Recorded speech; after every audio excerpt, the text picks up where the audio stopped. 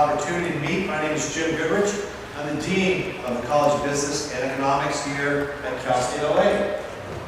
I think this is our inaugural Gerro Real Estate Symposium, and we've had a lot of interesting times working with John to put this thing together. I think it's a terrific opportunity. Departments, including that of finance, law, and real estate, which we're going to highlight today. We've had an almost doubling of our enrollments in that department in the last 2 years. It's a tremendous area of interest for us. We have a lot of things going on in our school. We're an AACSB, that's the Association to Advance Collegiate School of Business accredited program. All of our programs are AACSB accredited. That puts us in the top 4% of business programs worldwide. That also, you may have read about this or seen some of our publicity, or those of you that are alums may have gotten our newsletter. You may know that in the 2017 U.S. News rankings for best undergraduate business programs, we scored in the top 5 of public universities in California, tying with our colleagues at Cal State Fullerton. We also are listed in our MBA program and among the top MBA programs in the world by the Princeton Review in our 2017 issues. And we've continued to rise in this and other rankings. We've got a good amount of positive publicity, and a lot of that's due to the success of our graduates and our good relationships with employers. Among other people who are here today, and we welcome you as you came in, we had over 20 students who are here helping with this program, many of whom are interested in job opportunities with your own organizations. And along with Gabriela Cortez, Gabby is here, she's our new placement coordinator at the College of Business. She'll be circulating, and our students will be circulating as we go throughout the day and at lunch. I hope you'll take the opportunity to talk to our students. It gives them a peek into what's going on downtown. It also is helpful for them to think about the future opportunities that exist here in the city of LA. You may know that 1 out of every 7 college graduates in Southern California graduates from a Cal State campus. CSU is the largest public university system in the world. We are your future in workforce, if you think about it in that way. So we want to make sure that we're working closely with you, and we also want to make sure that you know that our students are good, that they're successful. We've been doing a lot lately to encourage our students to enter and participate in competitions. Most recently, the Mayor's Cup, which is a project sponsored by LA and the Mayor's office, in which our students, along with other students from 70 other teams that participated, try to apply their entrepreneurial skills to solving urban problems. And we competed against teams from UCLA, from USC, from Loyola Marymount, and guess what? The #1 team, the winning team, was our own entrepreneurship students from the College of Business and Economics here at Cal State LA. #1. It's good to be #1. I also appreciate the support that we've gotten for putting together this program. I'd like to thank our partners from Los Angeles Business Journal, from Turner Construction, from First Republic Bank, and from the Downtown Center Business Improvement District. Thanks to our speakers and visitors and those who have contributed their time to be here today. And of course, thank you to our students and staff and faculty from the university. We have people here from other colleges and from other parts of the university, including Parkmore Lee, who's the head of our Downtown LA program. We also are committed to Downtown LA. You may know that we started last February a program in Downtown LA at 8th and Grand, and it's already filling up. We've already taken over that floor, and we're even thinking about expanding in that operation. And from the College of Business, we started a Bachelor of Science in Management, a Bachelor's Completion program. We have almost 60 students already beginning, and I think we're completing the recruitment for our FIMBA, our Fully Employed MBA program, to be offered on weekends. We have 25 confirmed enrolled. That'll start next month. So we also are very deeply interested in this topic. We've established a beachhead. We planted our flag downtown. We're part of it.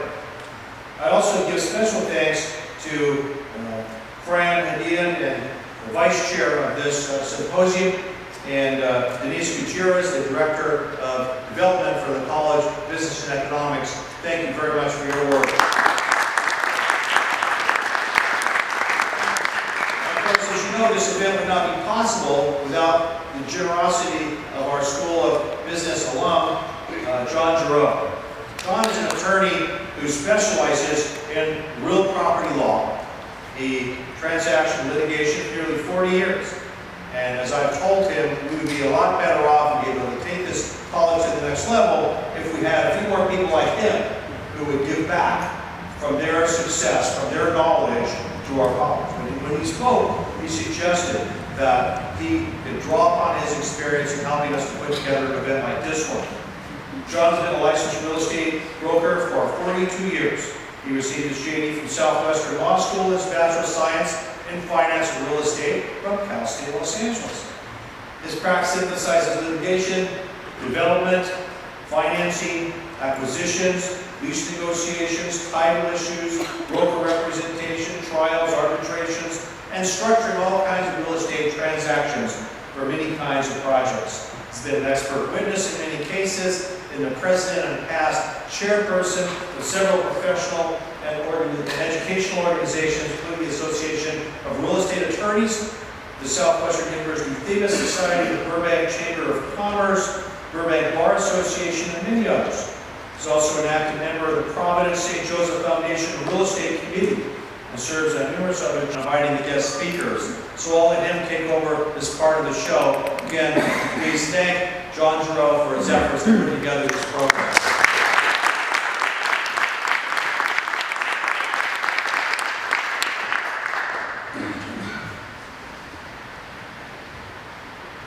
Thank you very much, and welcome all.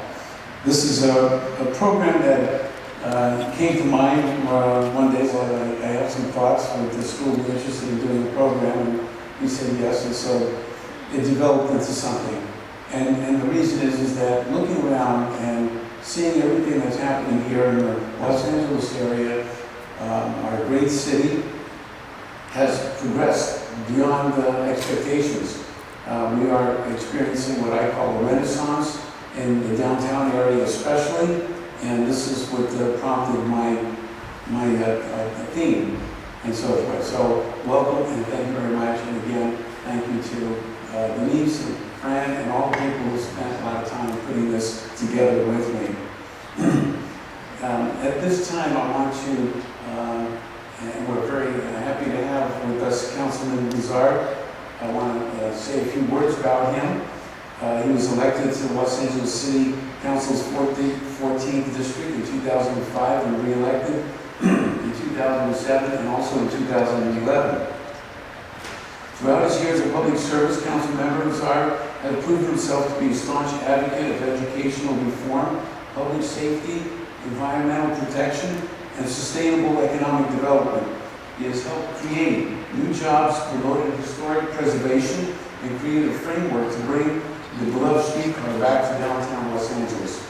Councilmember Bizarre also helped in bringing hundreds of acres of open space, new parks, park upgrades, and park core areas of his district, and is one of the city's leading complete streets proponents, ushering in groundbreaking pedestrian and bike-friendly policies that have been seen as a model for the entire city.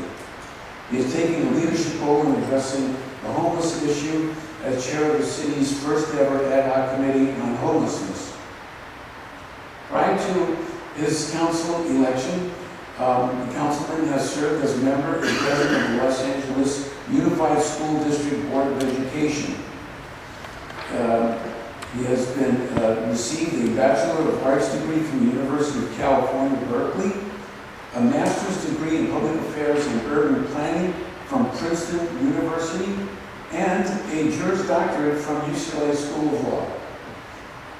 Councilmember Bizarre has been awarded numerous awards and distinctions, including profiles by the Los Angeles Business Journal as one of the 25 figures in the Los Angeles area that stand out for their potential to shape lives and by the Hispanic Business Magazine as one of the 100 most influential Hispanics in the United States. Please welcome Councilmember Pizarro.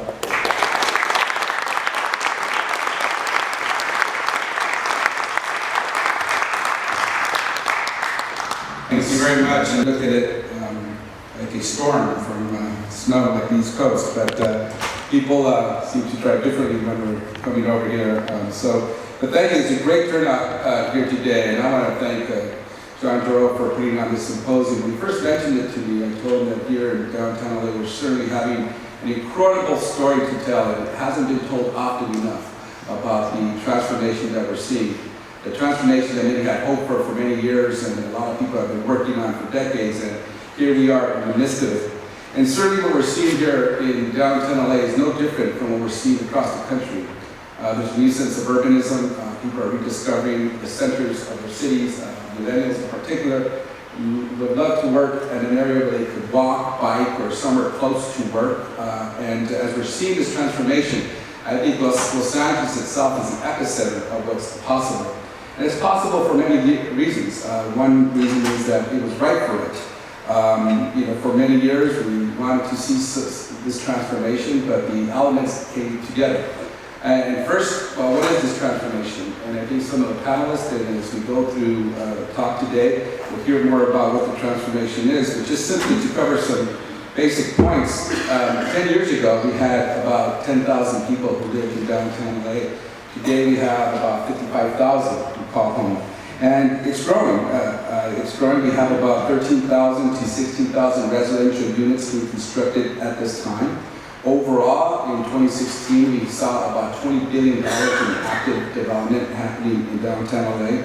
And it's projected that by the year 2020, we will have about 84,000 people living in downtown LA. So like I said, this is no different from the rest of the country where people are rediscovering the urban core, but it certainly has been intensified here in Los Angeles. And it happened, I think, for several reasons. One is there was an active constituency to make it happen. But one of the most critical pieces that I see why this happened now is that with the advent of Staples Center and the new activity that happened there, people started rediscovering downtown LA. And as you saw that, there was a ripple effect for the rest of the region of downtown. And in terms of the residential side, a few years ago we passed what's called the Adaptive Reuse Ordinance for residential units. It meant that it was easier and cheaper to reconvert some of our older buildings to residential units, and that allowed more people to start coming to live here.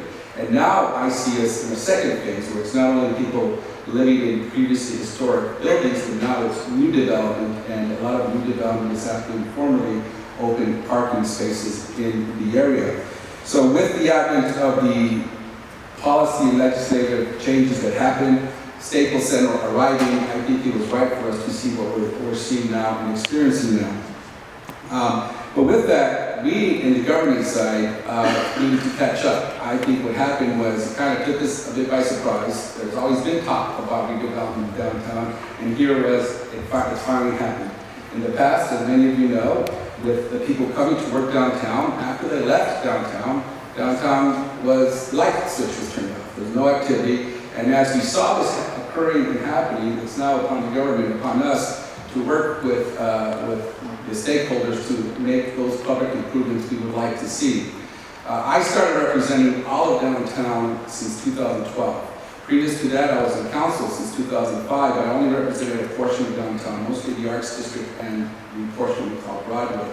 But as the opportunity for me to come up to represent all of downtown, which is everything within the freeway system, the 5, the 110, and the 10, the approach I've been taking, or the vision I've been taking, was to support three fundamental issues. One is to continue to support the livability for downtown. So that means as people continue to come and live here, what does it mean for someone to get those public amenities that they're looking for? More parks, more schools, better transportation, and we've been doing that. One of the first few great open spaces that we saw in the last few years was Gerro Park. Right next to it, we are currently working on opening up the first in Broadway Park that will open up later this year. We are also re-envisioning the Pershing Square, which is a beautiful park that's Some, including me, didn't like the redesign in the 1990s, and now we're redesigning it to make it a kind of open area that's not as difficult to get to, where we want to provide more green space and not make it as much concrete. We're also adding a park in the Arts District. So along with the mobility, we wanted to promote those public amenities that people want to see if you live here. And I'll touch upon this later on, which is I think one of the greatest challenges, which is if you want to live here around here, you also want to feel safe. And so that means how do we promote more public safety, if there's homelessness and issues like that. Along with livability, we want to promote more economic development. It's something that may seem obvious, but unless we push legislation to continue to promote that downtown is a place where you can come work. We have about 500,000 people who come to work each and every day in downtown LA, and we think there's opportunities for more. We want to continue to expand the areas of the tech areas, and not only make it, as we branded ourselves in the past as Bunker Hill, we have areas for professional services for your typical office space. We're creating more creative office spaces throughout downtown, in particular the Arts District now. There are several proposals to bring more creative offices there, and so the Arts District will not only be a place to live and shop, but it's also going to be a place to work. So the idea of promoting more economic development is something that we have to continue to actively promote. So, for example, as we see proposals rising around LA Live, we know that we've been short in terms of the hotel rooms that we need, and we actively been pursuing and promoting this area as an area to get more hotels so we can have that tourism that we need. But over this here, who's been a huge proponent of that, he's oversees our convention center. We've also been promoting more density in high-rises as a way of encouraging people around, particularly around the LA Live area, to continue to promote that density and activity we'd like to see. So along with livability, promoting economic development, we've also wanted to find ways to connect the different neighborhoods in downtown LA, which means better pedestrian streets, better public transportation, better green spaces, and we had some success in that. We have the My Big project, which is going to connect downtown LA with USC, with more multimodal means of transportation, protected bike lanes. Broadway, which was, we have one of the largest, what we call road diets in the city. We converted, we expanded the sidewalks. It's temporary structures now, but in the future we're going to expand the sidewalks to promote more walkability.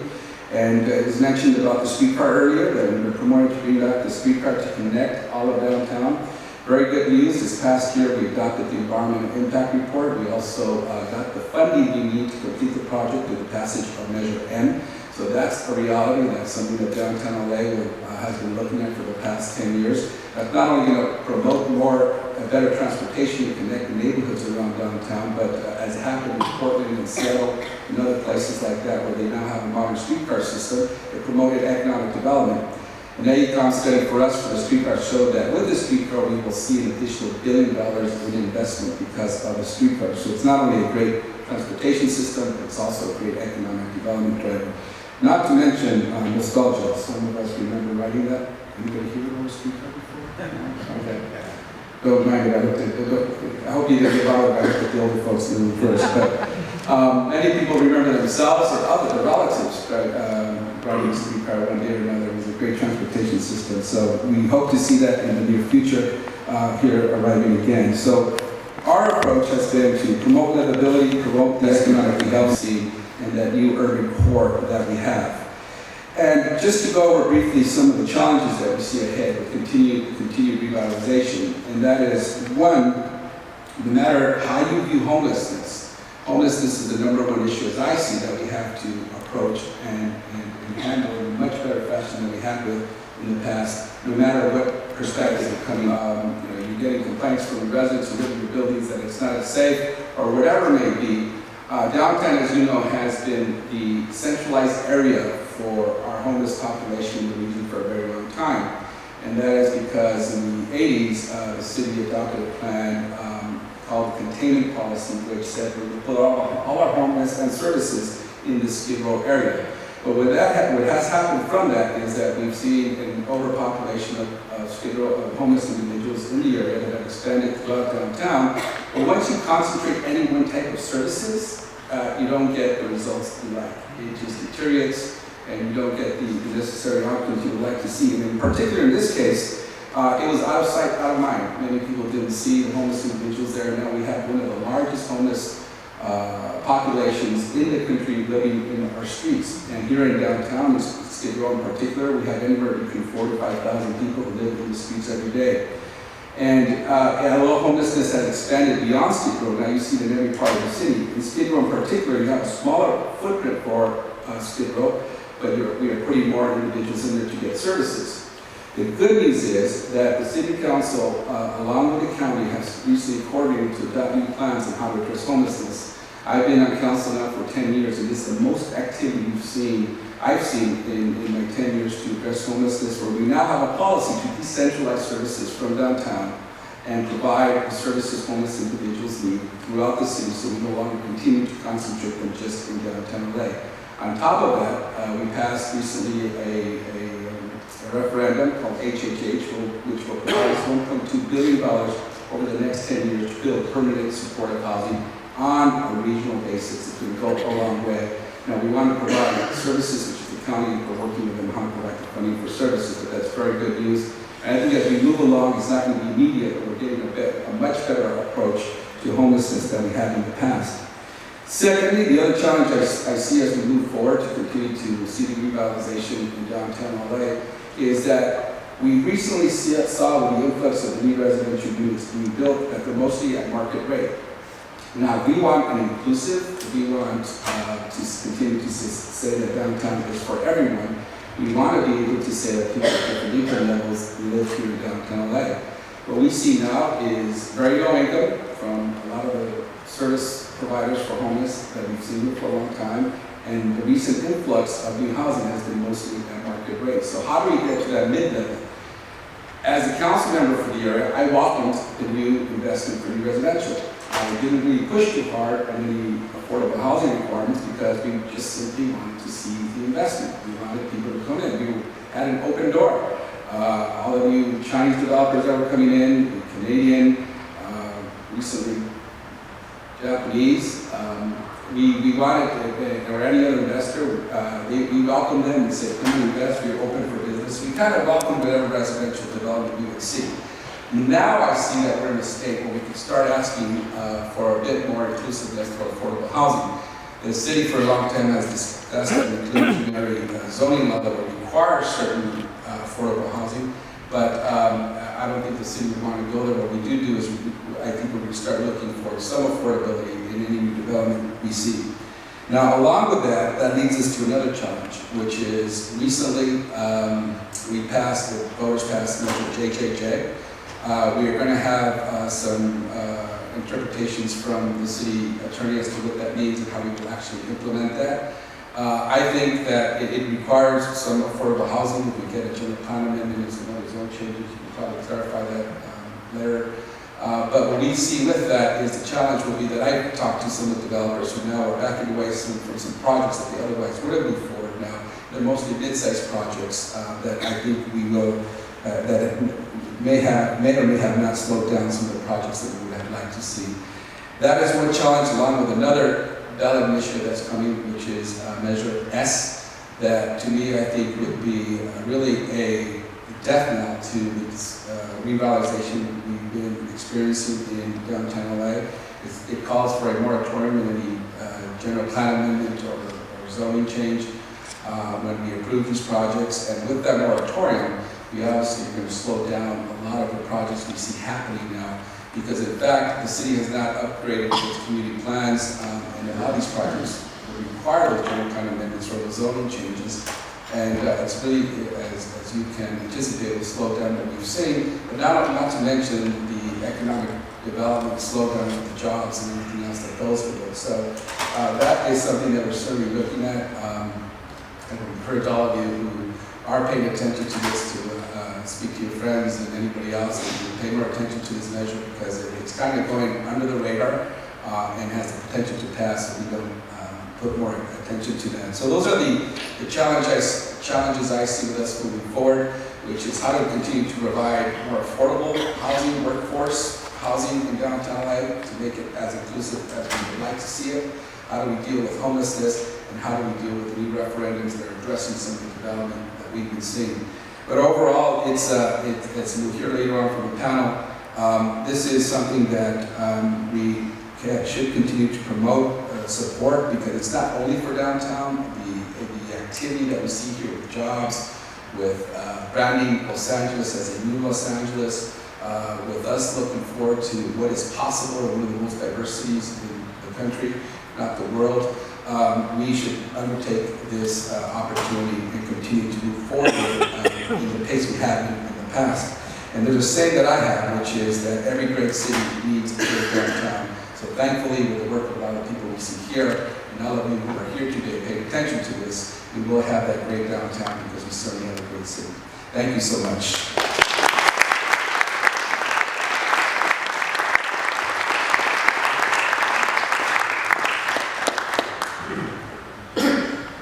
Thank you very much, Councilmember Jose Rizar. Your efforts in the city are tremendous. Your momentum that you've created in the downtown area is much appreciated. And you are tackling a number of projects and issues that we're all faced with. And we want to thank you very much for bringing that and exposing it to the organization today. And there are so many other facets to continuing the momentum. As you mentioned, Measure S. If that passes, we will have a moratorium pretty much on development, not only in the downtown area, but citywide. And I know this was a drive from Hollywood, and it's going to definitely affect the momentum that we have been experiencing. And so, like you say, it has a trickle-down effect. So if it stops building, it'll stop other jobs in the area and so forth, and have a major impact and so forth. Thank you very much. At this time, I'd like to introduce and thank the panel for being with us today. Just as a note, we have a noon luncheon, and we will be having a speaker who is the CEO of the Downtown Center Business Improvement, Carol Schatz, and she has a presentation, so please remain for the luncheon and for the presentation during the noon hour. At this time, I want to introduce the panel members, who are a group of distinguished and professional members of our society and of the organizations. First one is Mr. Kevin Keller, who is the Deputy Planning for the City of Los Angeles. He manages all long-term range planning activity for the City Department of City Planning. He oversees the work of the Community Planning, Citywide Planning, Historical Preservation, and Code Studies Division. Prior to taking his post in 2016, Kevin worked as Director of Planning, Housing Policy for Eric Garcetti, the Mayor, and was Chief Advisor to the Mayor on land use, development matters, and housing programs. Kevin joined the City of Los Angeles in 1999 and received his master's degree in urban planning from the Harvard University Graduate School of Design and his undergraduate degree in environmental studies from UCLA. Please welcome Kevin Keller.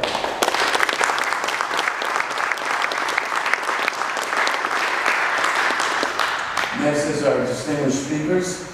Marcelo Spina. He's the design principal of the organization, Pattern, P-A-T-T-E-R-N-S, Design Facility, Southern California Institute of Architecture.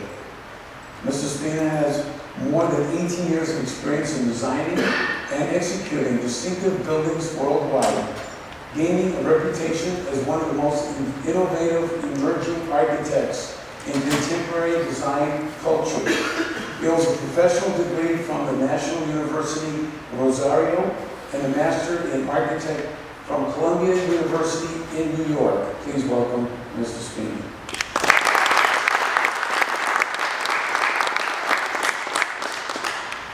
Our next distinguished panelist is Mr. Kevin Dow.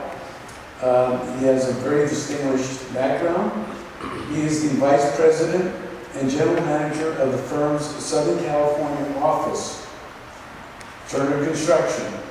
He is responsible for the overall leadership of Turner's operation in the southwestern region and is responsible for completing work on more than $600 million of construction activity for the firm's clients each year. Mr. Dow joined Turner Construction in 1980. He's been affiliated with the company throughout the Northeast and Boston and Connecticut. And in 2008, Kevin was promoted as Vice President and Manager for the Southern California office, his most recent assignment. Mr. Dow holds a Bachelor of Science degree in Civil Engineering from Clarkson University. Turner Construction, at the helm of Mr. Dow, has been responsible for major developments such as the first single high-rise building in Los Angeles, Union Bank Building.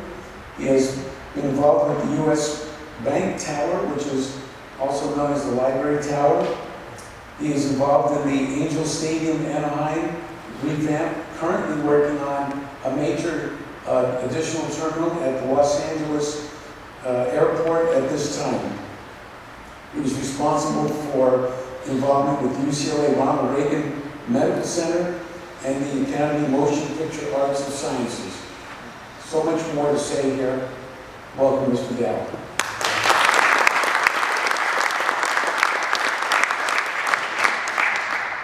And our distinguished panelists today, Mr. John Zanetos, Senior Vice President of CBRE in the Los Angeles District. He's a Senior Vice President of this company, the world's largest real estate services firm. His track record with tenants and landlords has enabled him to complete a multitude of complex transactions across the United States. Major transactions have included lease acquisitions, space dispositions of Fortune 500 companies, multi-market relocations, strategic developments, lease renewals, occupancy of, and cost reduction strategies. John's primary focus is representing firms in the Southern California area, devising creative and estate solutions, and providing advice during transaction negotiations. He is a graduate of Loyola Marymount University and has a BA in Communication Studies. Please welcome Mr. Zanetos.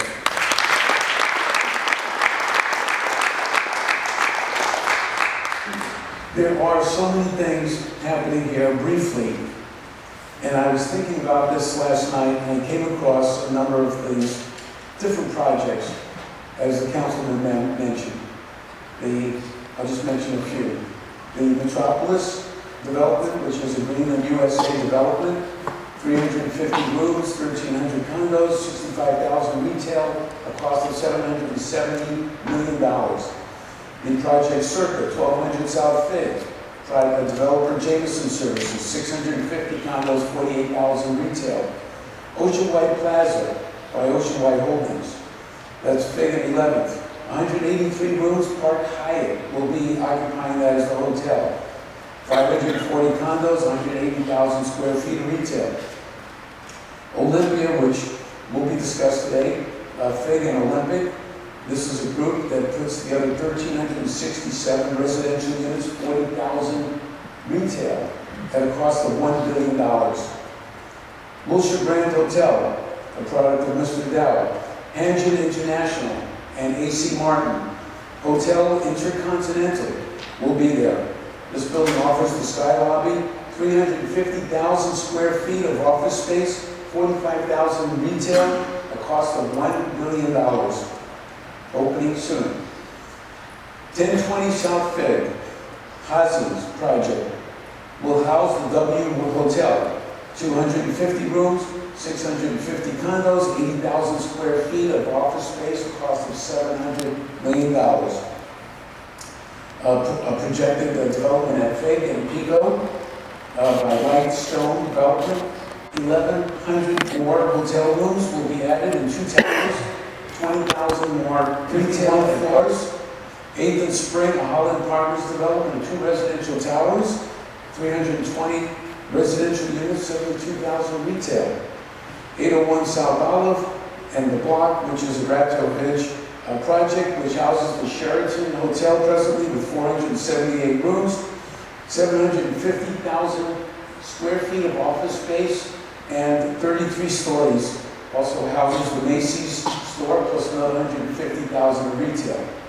And as an attorney, I'll be remiss if I didn't mention the new federal courthouse at 350 West First Street, 24 courtrooms, 32 chambers, a total of 633,000 square feet. It's the glass cube on First, $338 million. These are just a few of the projects that have caught my attention over the past couple of years. Looking around, you'll see the towers, you'll see the skyscrapers, you'll see more cranes with the development in line. What you see now is probably only half of what has been in the pipeline or ready for entitlements. Without further ado, I'd like to ask our first speaker, Mr. Kevin Keller, to come and give us his projections on what the city views and how they plan things. Mr. Kevin Keller. Part of this discussion. It's really fantastic to be able to kind of share some of the city planning thoughts of downtown with such a wide and diverse audience, and especially some of the educational facilities like Cal State LA is investing in downtown. So I think I'm going first because of the government and the big picture of what is downtown. And I think you know what downtown is, but what's happening, what are some trends, what are some things the city's working on, some of the more detailed the councilman explained about. Really, we are trying to catch up. It's been an exciting time. It's a thrilling time to be a city planner for LA and downtown, but there's lots to do, and we want to make sure that we can deliver on the expectations that everyone's led with on the city side. So I'm just going to try to hit this button and see if it moves. Just jumping right in, we're doing a downtown community plan. I'll explain a little bit what that is, but in October we did some outreach. We had a pop-up store, which we don't usually do. We're in the Bradbury building, we were there for about a week, and we opened up a little pop-up store with planning, and we had a lot of people stopping. I just want to show some examples of our interactive materials. Let's see, I think we had a gallery space, people looking at plans, what is this all about? We spent a lot of time trying to get the message out there. Yes, there is a coordinated plan for downtown. It's an older plan. It's time to update it. A lot has changed. We're going to hear about all the changes. Please be part of that. So we had a lot of good feedback, maps, planners with maps, balloons, the whole thing. A lot of presentations. And just wanted to kind of really thank you for kind of being part of this process today, because as we talked about, there isn't enough being said about downtown, and we are looking at really how can we best create plans at the city level and really reinforce all the positive aspects from residential, commercial, office, and sense of civic space for the art of the city that we can have. A little bit about myself. I've been at the post. I'm the Deputy Director of Planning at City Planning. I've been at City Planning for quite some time. I've hopped around the building a little bit.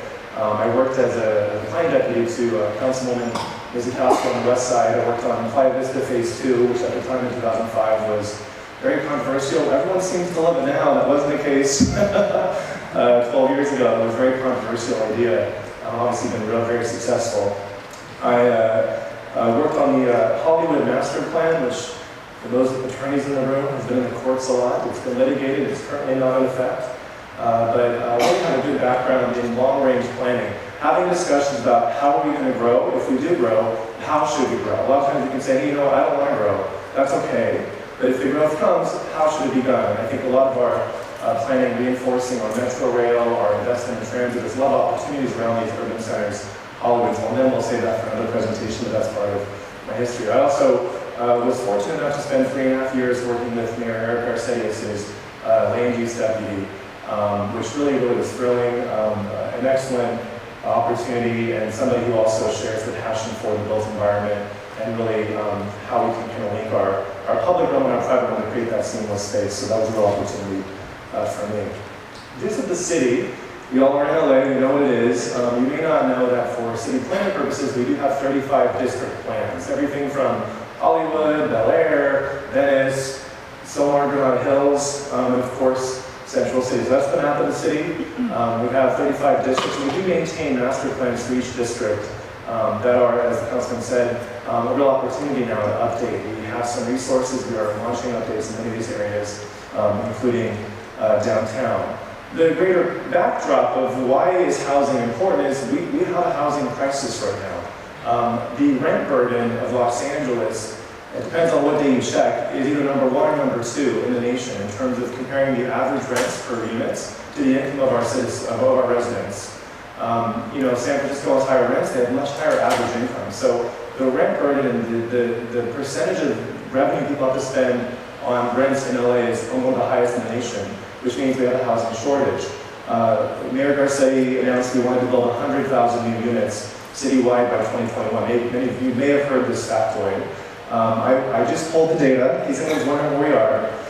We are at 49,965 units permitted since 2003.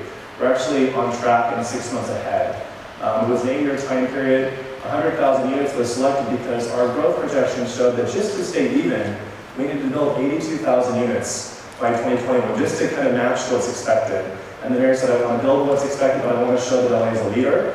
We can build more and kind of start eating at our deficit of housing from the past. And we're actually, that's one thing we're ahead of track on, which is not always the case.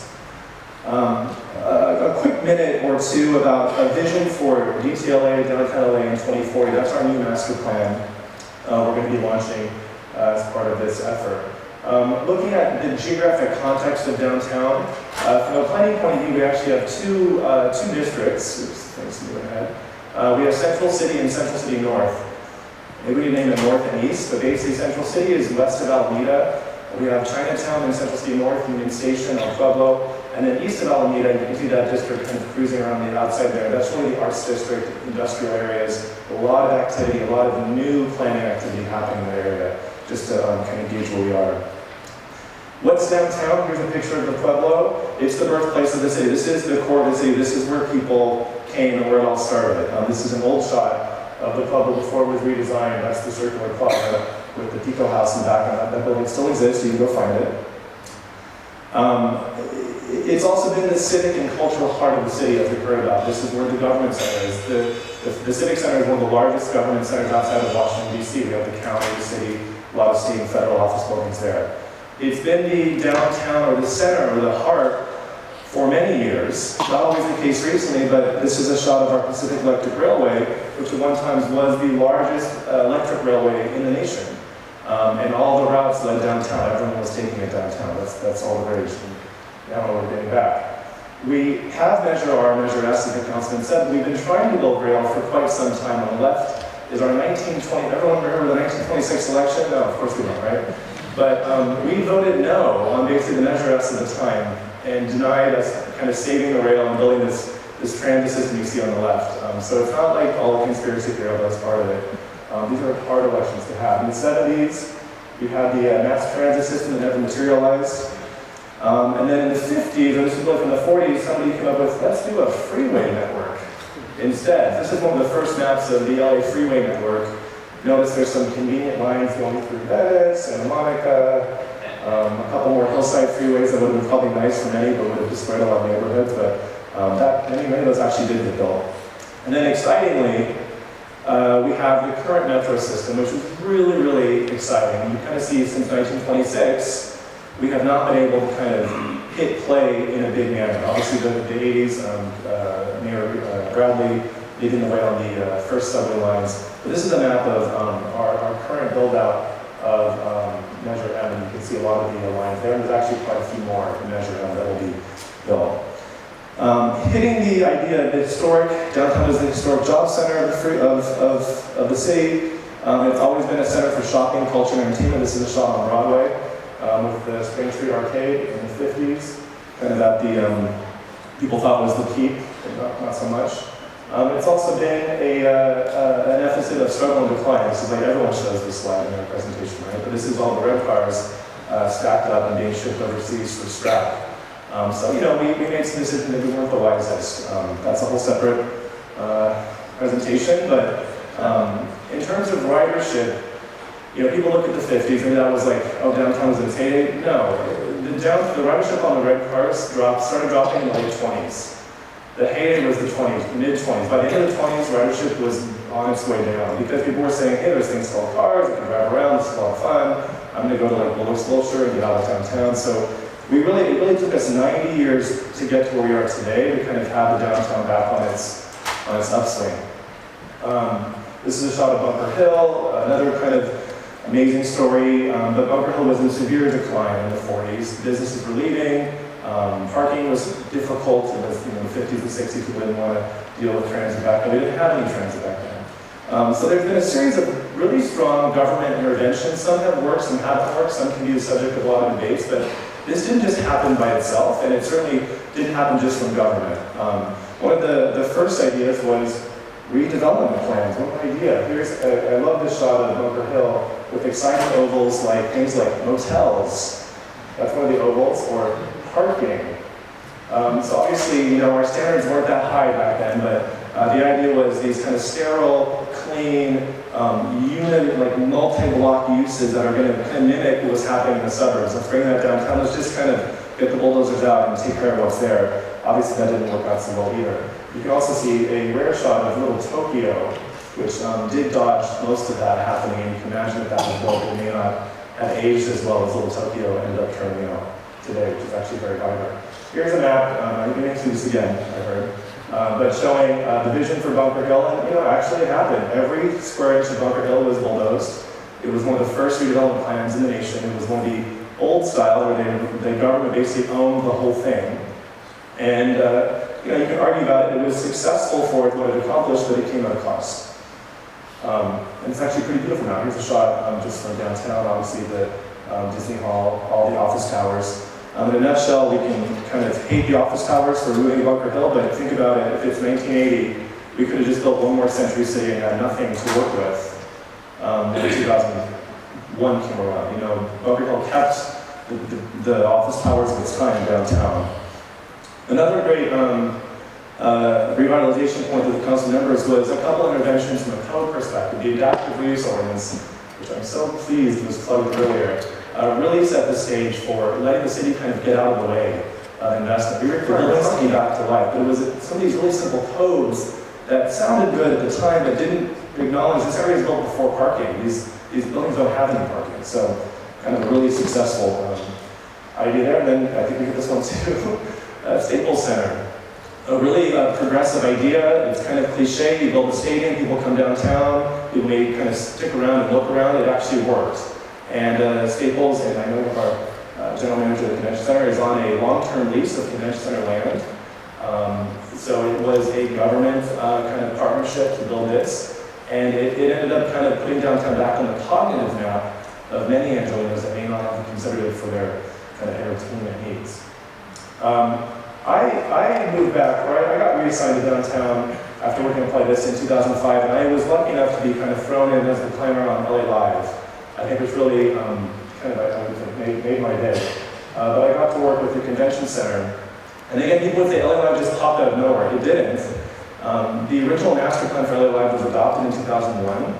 And the land assembly, which really we can thank the redevelopment agency for, actually started in the mid-90s. That was about a 15-year effort. And even the 2001 plan is a 20-year plan. It sounded ridiculous. It's going to finish on time. It's taken 20 years, so we're already 16 years in.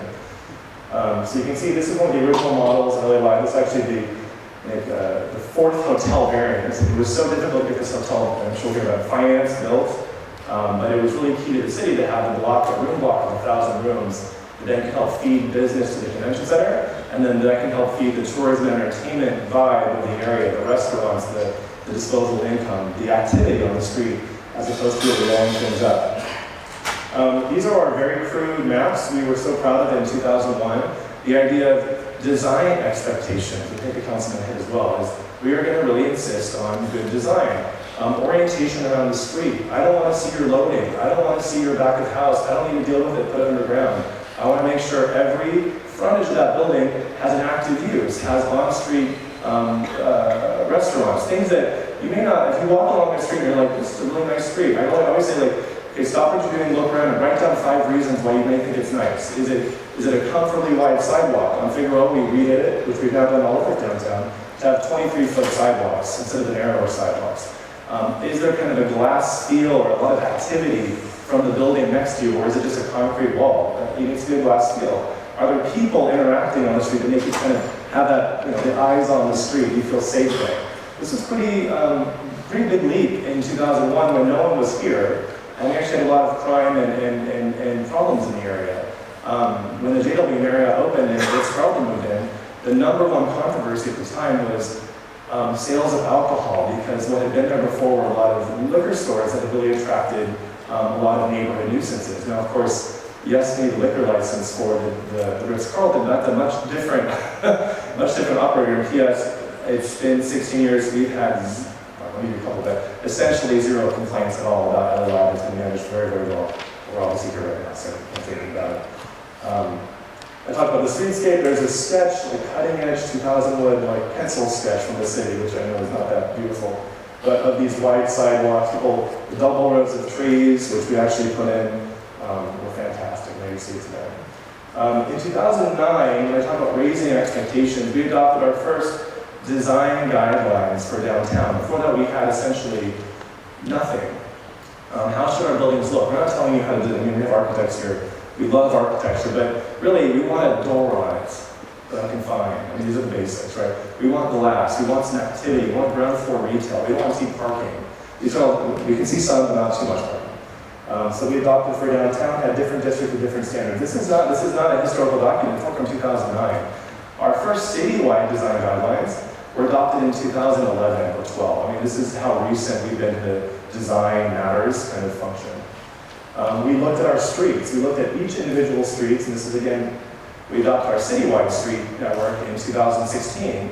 The downtown was in 2009. We looked at streets and, maybe we can have wider sidewalks. Maybe we can go on some road diets, and we looked at how can we create our streets for residents and people and businesses, and not just sort of cut through traffic. And it made a big difference. And traffic has been, okay, there's a lot of street closures now, but we're working around that. We also opened, I'm basically following the councilman's presentation here, Grand Park, which for a long time, this is where we had a summer festival. I think this is one of the days where downtown got its mojo back. We successfully hosted a major international, American music festival downtown, and it's where people think they should go. You think that I should go downtown to be a giant festival. We never did that before. We did it. Grand Park survived. There's some trampled plants, the plants, but it's really been a great success, and you just kind of can see how in the mindset of the population, it's like, this is where I go to kind of meet people, to have that strong core. So just looking at what's ahead, what's our looking ahead for 2040. So downtown is still going to be a job center. It is one of the major job centers. Great access on transit, great connections, great office space. It's also going to be a center for shopping, culture, and entertainment. The Broad Museum, a fantastic piece of architecture. The revitalization of downtown Broadway coming up soon, Night on Broadway. The architecture and the entertainment possibilities of just people wanting to experience space is here in downtown, and it really is for all Angelinos. Like the councilman said, we have a huge residential population growing. We'll talk about that a little bit. And it actually is a very distinctive collection of neighborhoods. There's Little Tokyo, there's the Arts District, there's South Park, there's Bunker Hill, there's the Spring Street kind of historic core. A lot of different micro niches for different preferences and housing types. Connecting, we'll have a different panel on Angel's Flight status, but there's a lot of wonderful connections here. The revisioned Pershing Square opportunities to really kind of have a more modern approach at some of our wonderful green spaces that may not be as successful as they could be. And this all happens in our community plan. Community plans don't build anything ourselves, we understand that. But we want to make sure our zoning, our policy, our long-range general plan designations, and all this kind of variance of zoning and planning really match and what the expectations are that match the current environment and really reflect the kind of economic development incentives. So we want to update our zoning maps, our overlays, our policy documents to really reflect forward, kind of progressive, less sparse-centric thinking. So all of these are on the table right now. Like I said, we've had a lot of outreach in 2016 at our pop-up store. We're beginning our environmental review work, and we'll be coming up with some ideas. We talk about the strong core is important health of the city as a plan principle. Where do we grow? We talk about 2020. By 2040, we expect to add actually 125,000 people to these areas, which is fantastic. Over 70,000 housing units and 55,000 jobs at least. We talk about the design of infill, kind of matching the environment here. I have a couple maps I want to show on residential. So residential, 125,000 people, 70,000 units. We want to have growth that's inclusive, diverse, affordable, equitable. So really a range of units and also affordable housing. Make sure that downtown doesn't become an enclave of just one income segment. We want to really maintain that diversity at all times. And also we're going to talk about the types of areas where you can do housing. So this is our map today of the downtown community plans. You have the yellow areas are where we kind of allow housing today. Kind of in, you guys see kind of South Park, and it goes a little later, but South Park down here, kind of your traditional historic core, wonderful Chinatown up here. These purple areas were our first kind of, you know, it's after 2000, and these industrial areas, there's like an arts district. What do we do here? So we actually had the Cornfield Road Cycle Plan here, and then the arts district adopted here, which has been kind of successful. This is our draft proposal, and you can kind of see them side by side here, showing where housing might try to start going in the future. It's not a housing free-for-all. You can't just come in and say, great, I'm going to scrape this building and just do housing. There's going to be criteria, mixed use. We need to have jobs. We have a warehouse, let's say. Can you replace those jobs with creative office and add housing on top? Can we kind of create more integrated building types? There's a way to kind of have wind on all sides. But you can see that there's a lot of room for growth. You have the fashion district, which is a really fantastic area, the expanded arts district, and then even some of the reconnecting through downtown and kind of addressing permanent supportive housing opportunities in Skid Row, items like that. On the job side, again, the same way, we're very, very proud of our jobs downtown. There's actually a lot of interest in jobs relocating downtown. We want to make sure we preserve that capacity from the city planning point of view. So we want to reinforce the jobs orientation, emphasize, and our general manager of the convention, we always put that in here, hotels near the convention center we love, entertainment uses on Broadway, I'm hitting all the pieces here in front. It was already pre-typed, and then office uses in Bunker Hill. And in industrial areas, when we do hybrid uses, we still need to see a job-generating use of some kind, but we're more flexible in terms of allowing housing. So again, here is today's kind of jobs today. You can see the red is kind of your visitor entertainment. That's really the convention center live in the kind of transit hub area around the Union Station on the upper right. And then the blue areas are really the industrial, traditional industrial areas. The new plan is much more layered. And this is all draft concepts. Everyone's welcome to participate. But really looking at job sanctuaries, where I kind of jokingly paint the red, we get the yellow bucket out and paint around and say there is no housing allowed in here ever. This is for jobs, we need jobs. But really being a lot more flexible in other areas about really mixing uses, creative office, adaptive reuse, items like that. And here are the two maps together. I know I'm kind of breezing over this, but I want to make sure we can stay on time here. So the last piece of this is really the pedestrian realm, or the public realm, which is so important to the walkability, the bicycle plans, the items like that. So this is a heat map of transit connections. We're actually really fortunate to have some of the best transit connections. The green areas are the areas that are the best served by transit. Yellow is very good. You'll notice there are some red areas where we actually have some islands that actually have very little transit access, kind of along Alameda in the industrial area. Some of the areas that are seeing a lot of development do not have that same level of connection. We're very fortunate with Measure R and M to see some extensions perhaps down Alameda of some long-term rail. We can talk about that maybe in the Q&A. But we really do want to kind of align the public investment along where the development is heading to really maintain those connections for different choices in how we move around. And obviously creating world-class public streets. This is the first in Broadway site. I'm not sure if this is the current plan, but it's one of the plans that was out there at the time.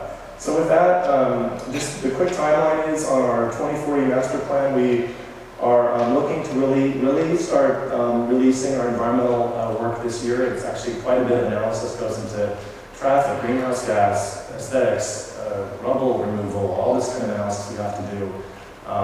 And then posting some of our draft thoughts for public review, some workshops, and we do hope to bring this plan forward in 2018. So I'm really thrilled to be here. Thanks so much for letting me share some thoughts, and happy to, I guess, take questions later. Thank you.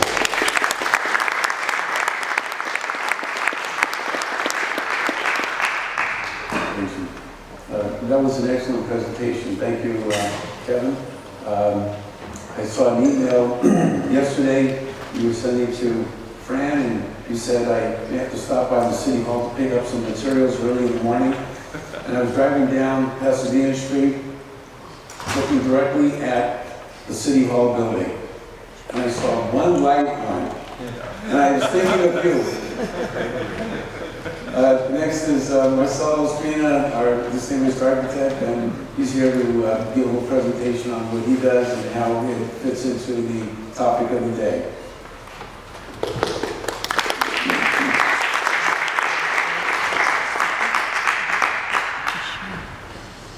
Thank you for the invitation, and it's great to be here. And this is a little bit of a surprise invitation because we're usually more accustomed to either academic or professional or disciplinary audiences. So I hope actually can add something to this amazing kind of group of people. And it's great to follow Kelly on the great presentation. I'm trying to move quickly on certain things that are more generalities and get to the maybe obscure but maybe enlightening title of what I mean by sort of form and void.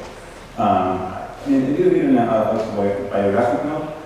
We moved with my wife and partner to Los Angeles in 2001, and I was going to teach at Sire, a school actually that just moved to the art district. This was 2001. We never really much of a gentrifier, to speak directly, and we were living in Figueroa Street, a building that all Merits basically had. That it was actually blew up in the Fight Club movie. It had no architectural merit whatsoever, and then moved into the core downtown. So we've seen downtown really change, and the experience of downtown, in our case, was kind of a little bit of the sort of foreigner, the one that's sort of falling in love with LA, falling in love with this amazing skyline that has sort of downtown, this kind of towering volume of a kind of mountain piece against the mountains, and this is quite important in terms of understanding like the future of this, because shape matters, and of course the individual and how we actually relate to all these issues matter as well. In a certain way, I wanted to bring the idea of the foreigner, Rainer Banner, the idea of LA, a little bit outdated, but the idea of four ecology, the freeways, the flatland, the hills and the beaches. Downtown is obviously far more involved by the freeways, and now I guess there's sort of potentially new ecology, which is the towers, buildings that are actually larger than when what could completely be sort of a complete theorized. And the fact that this thing actually really becomes sort of its own ecology. And then it gets really put together. The fact that we have this, incredible contrast and the speed, the idea that that the freeways and the buildings are actually close together.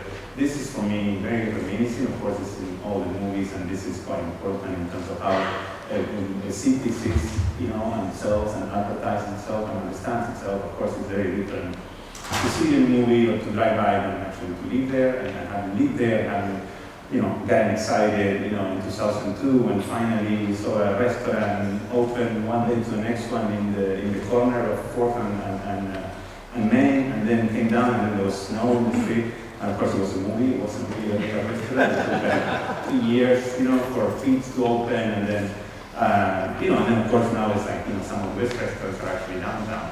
And of course, I'm not going to go into this history of getting kind of enlightened so much, but the point I want to make in this case is sometimes small actions or small projects require many small actions, but big projects also require big actions, and sometimes and consequences are not always good. You need to kind of propose big projects, and I'm going to make an advocate of the tabula rasa, but in some cases we wouldn't have the downtown we have if we didn't have this Bunker Hill project and what happened after that. Of course, the towers in the park, likely, so we carry something much more interesting and much more, and I think far more powerful. And of course, downtown has all the sort of different layers, and it also has icons, and it's important, so architecture is building mass, but not everything is the same, and certain buildings matter, and some of them matter more than others, and such as the Department of Water and Power, which is amazing image and sort of more on this language, or the Bonaventure, which I know is sort of used to be kind of a sort of straw man for sort of bad planning and bad relationship with the street, but it still has this sort of idea, almost a kind of utopian, but still present of the sort of interconnected megastructure, which is still a city in and of itself, and hopefully still there, and it can be saved and it can be adapted and refers to actually maybe sort of modern times. Another project such as U.S. Bank Tower, Harcourt, he talks about buildings as characters, this idea that these things are citizens, that they have their shape, the way they view the sky matters. I've seen some of the most amazing towers all over the world. These are important members of our constituency when it comes to our sort of built environment. And of course, LA Live, against more recently, we're here, and it changed the whole thing. And I mean, this is just, very kind of short sort of history of this, and some of these buildings that obviously are inside of town, which also matters for. It's obviously, there's a lot going on, and these are all projects that are on the pipeline. Many of you might know to which extent some of these are more or less iconic. I don't know. There's clearly produced a lot of possibilities for what the whole environment is, and I think that's important. The new changes in terms of the regulation, there's been an argument, I reading recently, or not so recently, there was an argument about, with all the technology, with all the progress that we have in LA as a kind of, in California, why our sort of LA sky is so bland. So one argument is that, well, because, we have the helipad on top, and once we remove that, it's not going to be able to, it's going to be able to be much more innovative. I think that's partly true, but the reality is that, it goes far beyond just having or not having helipads or having or not having flat tops. It really goes into the sort of larger ideas about what downtown is, what the buildings that occupy downtown is, So this is another view of downtown from the art district, one Santa Fe by Michael Molson there, right in front of the institution that I'm associated with, Cider. Complete different idea of downtown, and horizontal, maybe too long, something to discuss, but what it means to do something big, If you do something small, it's clearly small. If you do something big, it can't just look like an inclination of small things, And doesn't mean that it has to be, it has to be alienating, and it can, it needs to engage the street and all those things.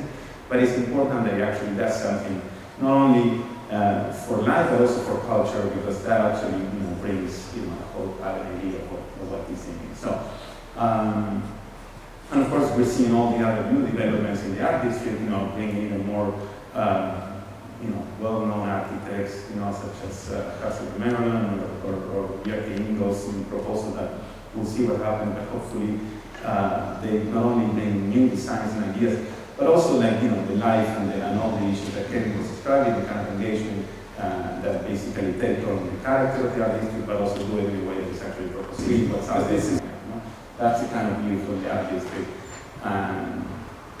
And this is a little project we did there, and this is just to kind of point to the other side, completely different scale, with pavilion for use of the community in relation to our institution. But it could actually become sort of little icon, in some case we can keep it. And this is just, I'm interested in the movies, and this is what happens when you put something in kind of course, location. It happens to be on this sort of 4th Street Bridge, and then it begins to appear in these things. It's on the side, and it becomes, we don't make icons and architects, like society, culture make icons, they appropriate these things, and they become, and they become important, they become significant, they become part of our collective memory, and also take on this, they take on a different role. This is another movie from the Fear of Walking Death, which is not really something I look at in TV.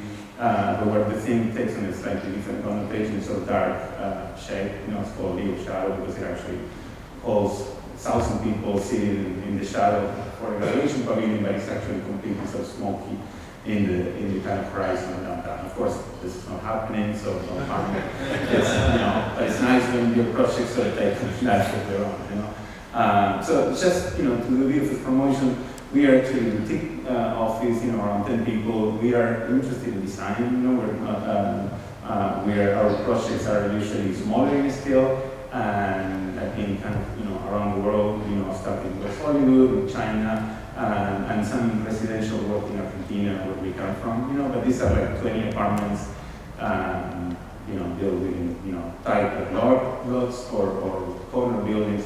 Each of them, in some ways, are playing a certain use, a certain, pedestrian-friendly engagement with the city, but also a certain iconicity, a certain forward-looking view of how you actually take these programs that are often sort of afterlives, and do something special, do something new, and help the developer, help the city, and help the kind of sort of collective in producing these things. A project in Puerto Rico, a proposal for a Helium. But yet there is always this sort of apprehension with architects and with the icon, the idea that this thing is, it could be negative, and of course, we're not here to spend money or to go to make the construction industry bankrupt, but certainly to challenge a little bit the assumptions of what the city is, to challenge the way we see each other, the way we see our sort of, kind of collective constituency, and it's really important that we do so in a kind of proactive, in a sort of pragmatic, in a realistic, but also in a kind of in a sort of forward-looking way. Form and void, this might seem a little obscure, but it really comes down to these two issues. It's not just what we do, it's not the building mass. Of course, it is the building mass, but it's also the space around it. Of course, these two examples are always important. Spanish Steps in terms of it's an amazing space, cliche, but still good. And Rockefeller Plaza, maybe a little bit more complex, that still becomes a place where a lot of things happen around it, but the architecture, monumentality or not, really holds that together. We had the luck to work on these two projects, way larger than something an office like us could do on our own, and these are two collaborations.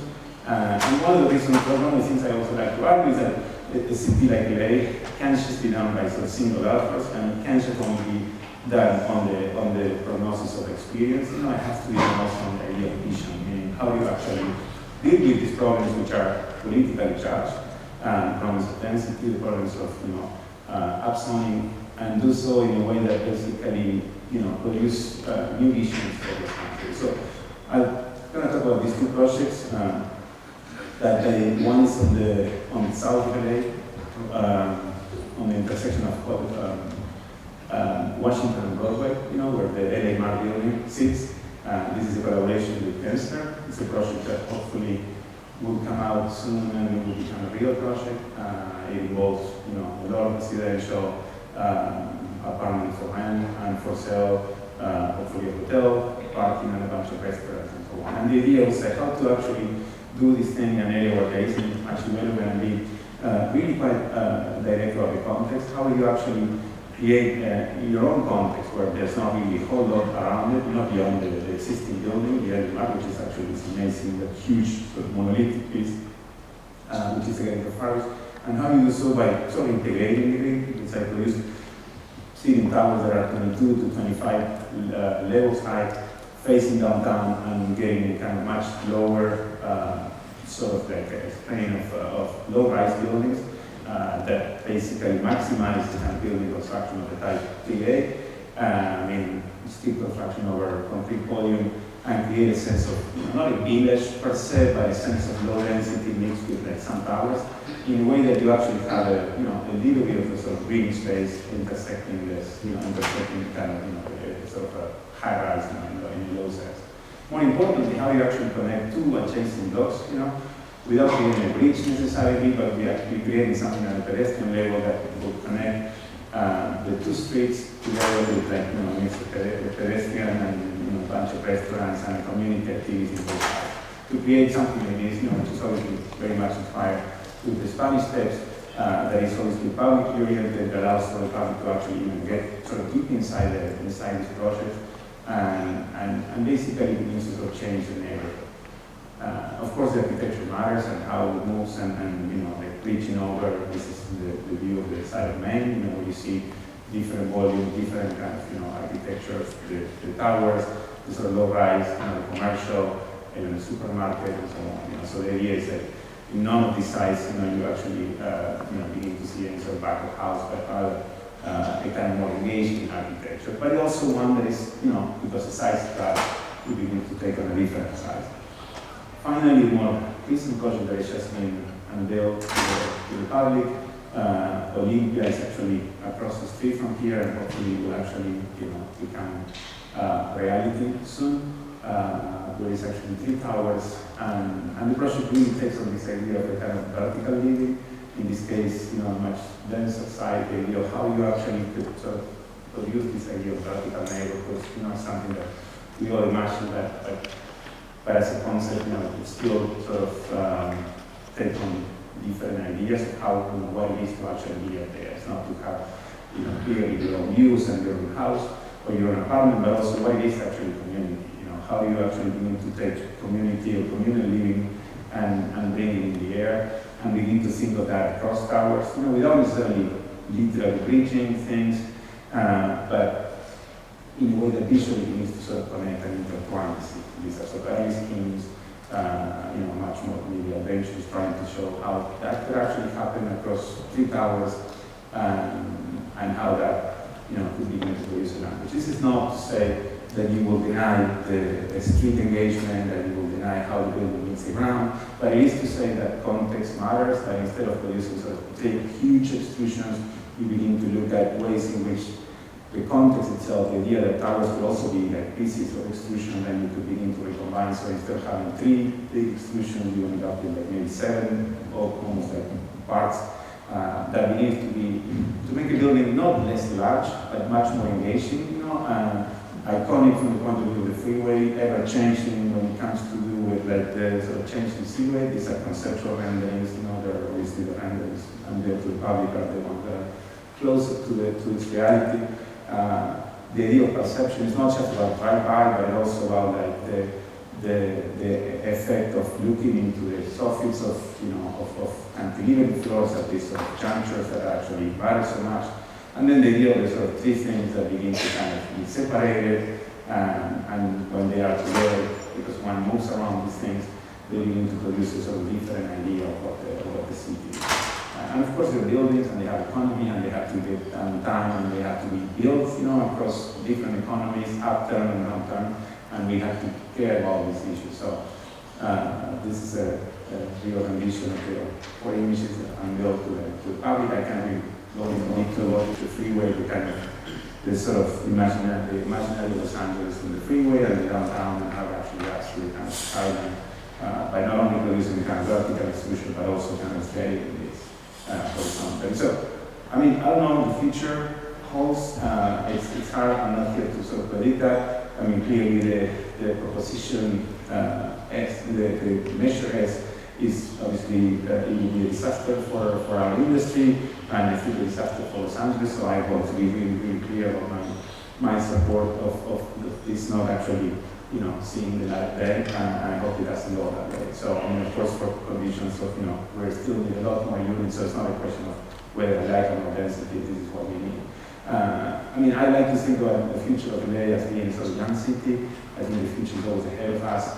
And when it comes to movies, of course, Blade Runner was, really kind of open up the sort of imaginarium for many architects. We still talk about this. Not to say that we need all these sort of big electronic billboards that are also very contentious in terms of like, the policy and the politics and what they do. But this is sort of what movies have put out there, and people think about it and they talk about, and the idea of the kind of mix of all and new, in the case of the sort of pedestrian engagement. This is inception. I always start this image because it's completely impossible. The idea of big and small, the idea that you could have, this sort of immense of bunker hill mixed with sort of corporate towers, and this sort of contrast is what makes LA, some of the most amazing. And then the idea that technology, new forms of communication, new modes of engagement and transportation, it sort of bring the city in its near future into something that we maybe have not seen, but is potentially more interesting than we have seen before. I like to kind of think that way. Thank you.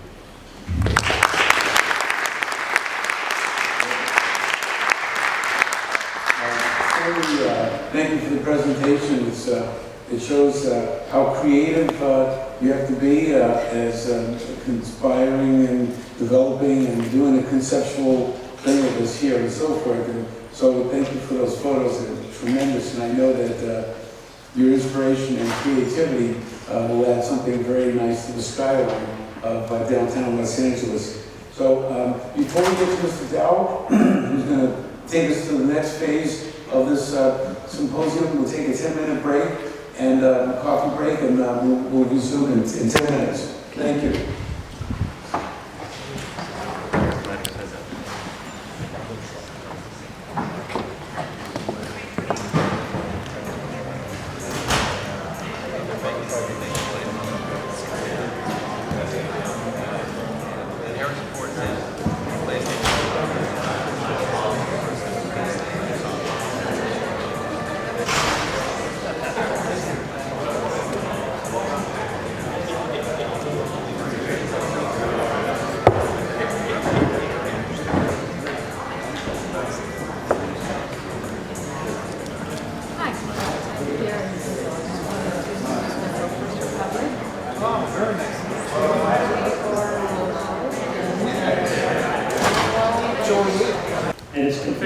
way to enjoy the top floors and the views, to bring the views to everyone of this beautiful area that we live in LA.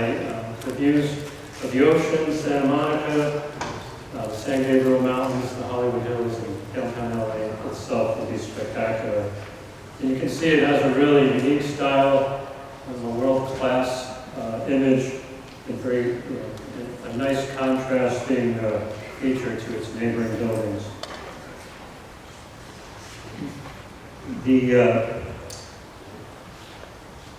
Some of the fun facts of the project, really what I'd like to do is just spotlight some of the unique construction, innovation, and design features of the project. And it stands tall, structure stands 1,100 feet high, and that does make it the highest structure, not only in California, but in the western states, west of Chicago. It's the highest structure. And to be built in downtown LA with our seismic codes and building codes, it's a really complex and incredible structure. So I'd like to share some of those complexities with you. So we're very proud to be part of that.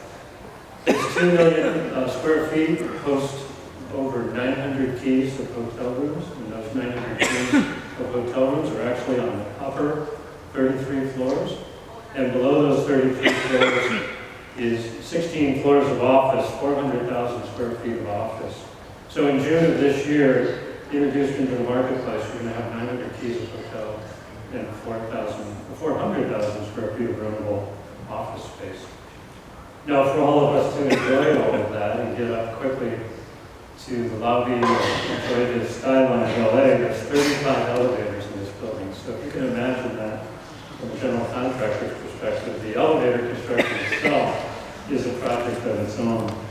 But we're also very proud of the jobs that it's created for the city of LA.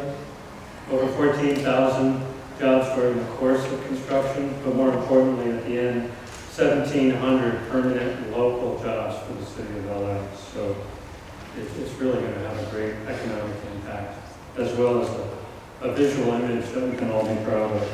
And it's a sustainable approach with its LEED silver rating. So with that, I'd like to just talk about some of the innovation in construction and how that's helped, transform this neighborhood and building to the dream of Chairman Cho to build the tallest structure in LA. And it all starts with planning and innovation. And you can see on the left, there's a model. That model is really just to show you the amount of planning that we need for underground construction. Those slanted gray lines you see are over 900 tiebacks that actually hold the shoring system up while we excavated 100-foot deep hole across the entire city block in an active urban environment, only 7 feet away from the red line. So the amount of engineering, planning to avoid any utility clashes or hits during construction, not to undermine or move the MTA rail line in any way, and to keep, most importantly, the public safe, the sidewalks safe. It was an intense amount of planning, but that was all cultivated through the model and that 3D imaging that we were able to use with city officials and trade partners. And on the right, you can see the model continues. The model's kind of the centerpiece, and it's a Revit model, and we share that model with the design team. And we use that model to plan and execute the work and create a visual image of the different phasing and sequence. So that's an innovation. In the last few years, we've seen not only the BIM model be part of the design, but actually part of the execution of the work. Many of you might have heard about the mat pour. It was actually a record pour for single continuous concrete pour in a commercial office building. The concrete pour was 18 hours. The operation took over 30 hours, but we were able to place 21,000 cubic yards of concrete over a Friday night, Saturday, into an early Sunday morning. It was really a remarkable feat in the fact that it was 21,000 deliveries of concrete shared by 200 trucks that rotated through the highways of LA. You can imagine the planning that went into that. We shared 8 batch plants of concrete to provide that much and to place each truck within 90 minutes while the mix design was still in a state that it could be approved by the inspectors. So it had to really be a concert and closely coordinated. The biggest challenge, which most people don't realize, was we had to actually build almost like a radiator in your car. We had to weave 90,000 feet of plastic piping throughout this foundation. This foundation is almost the size of a football field and 17 feet deep. And we weaved into that foundation 90,000 feet of plastic tubing to circulate chilled water. Because when you pour that much concrete, the chemical reaction in the heat is tremendous. And we had to keep that concrete below 160 degrees. So in addition to the world record, making sure that concrete solidified properly was a major feat in itself. So when you think of the concrete pour, it's not just about placing the concrete. The other innovation to achieve the dream of this really tall, slender building, you can imagine the seismic restraints that are needed, was to create a concrete core. The concrete core is the spine of this building. Its walls are 4 feet thick. Its walls are 4 feet thick, and as you probably saw, it went the entire height of the structure. And it also has all the post 9/11 design components in addition to the seismic components. So it's a very complex structure. It's a concrete core, a simple way to look at it, and it's surrounded by structural steel. So to achieve the installation of the main core in 2 years after the mat pour, the selection of the form system was critical. We were able to obtain a jump form system that got us on a 4-day cycle, so every 4 days we were up a floor higher. And in order to achieve that, for the first time in California, we were fortunate to get diesel cranes approved, and we brought these diesel cranes actually from New Jersey. And the reason we needed diesel cranes was some of the structural components weighed over 100,000 pounds. So most of the cranes you see downtown are electric. Could never lift the structural components we had at Wilshire Brand. So by having 3 diesel cranes, we were able to achieve that. And that was also a first in California. My favorite part is really the parade of trades that we had to create to be most efficient due to the close coordination and using the model that I spoke about earlier to coordinate the visualization of how this was going to be constructed. You can see, starting at the bottom, you have the curtain wall system chasing the fireproofing, and above that you have the metal deck pours. And those trades are separated by about 6 floors, and they're all chasing each other to catch up to the steel and the concrete above. But the most important thing is that it's a concert, it's a coordinated parade of trades that not one goes too fast or too slow, and that each structural component is rising at the level of 1 floor every 4 days, the same as the concrete that I mentioned earlier. And then there was a little bit of a dance between the concrete structure at the top and the structural steel, and they averaged about 8 to 12 floors apart depending on the complexity. But that's really, our trade partners did an outstanding job, and our design partners helped us keep up with all the coordination to do that. And we were able to get from the bottom, which was the mat pour, to the top of the structure in 2 years. So it's a very, very fun project for our staff to really coordinate all of that work. To do that, and to go so fast, I'll just come back to the model for a minute. We never could have accomplished that if everything wasn't coordinated perfectly ahead of time. Again, it gets back to planning, have a plan, work the plan, and be coordinated. But the model has made, I wouldn't say our life easier, but our life is able to deliver these projects with such speed. It certainly has made our life more collaborative with our design partners and building officials. And so the complexities of the core and the shape of the building actually, the floor levels get smaller as you go up. You'll notice the building is curved, it gets most narrow at the top. And so the coordination was critical. Perform it in the model first, make sure it was right. You know, the old saying, measure twice, cut once, applied through the 3D model. We also used a visual 3D component. You can see the young lady on the right. That's a visual image of the rooms that we could communicate to the users and the architects and the owner of what the fit and finish of the rooms would look like. And that actually helped them visualize the project and us obtain approvals easier and better understood by all parties. So that was a great innovation that helped us get timely approvals.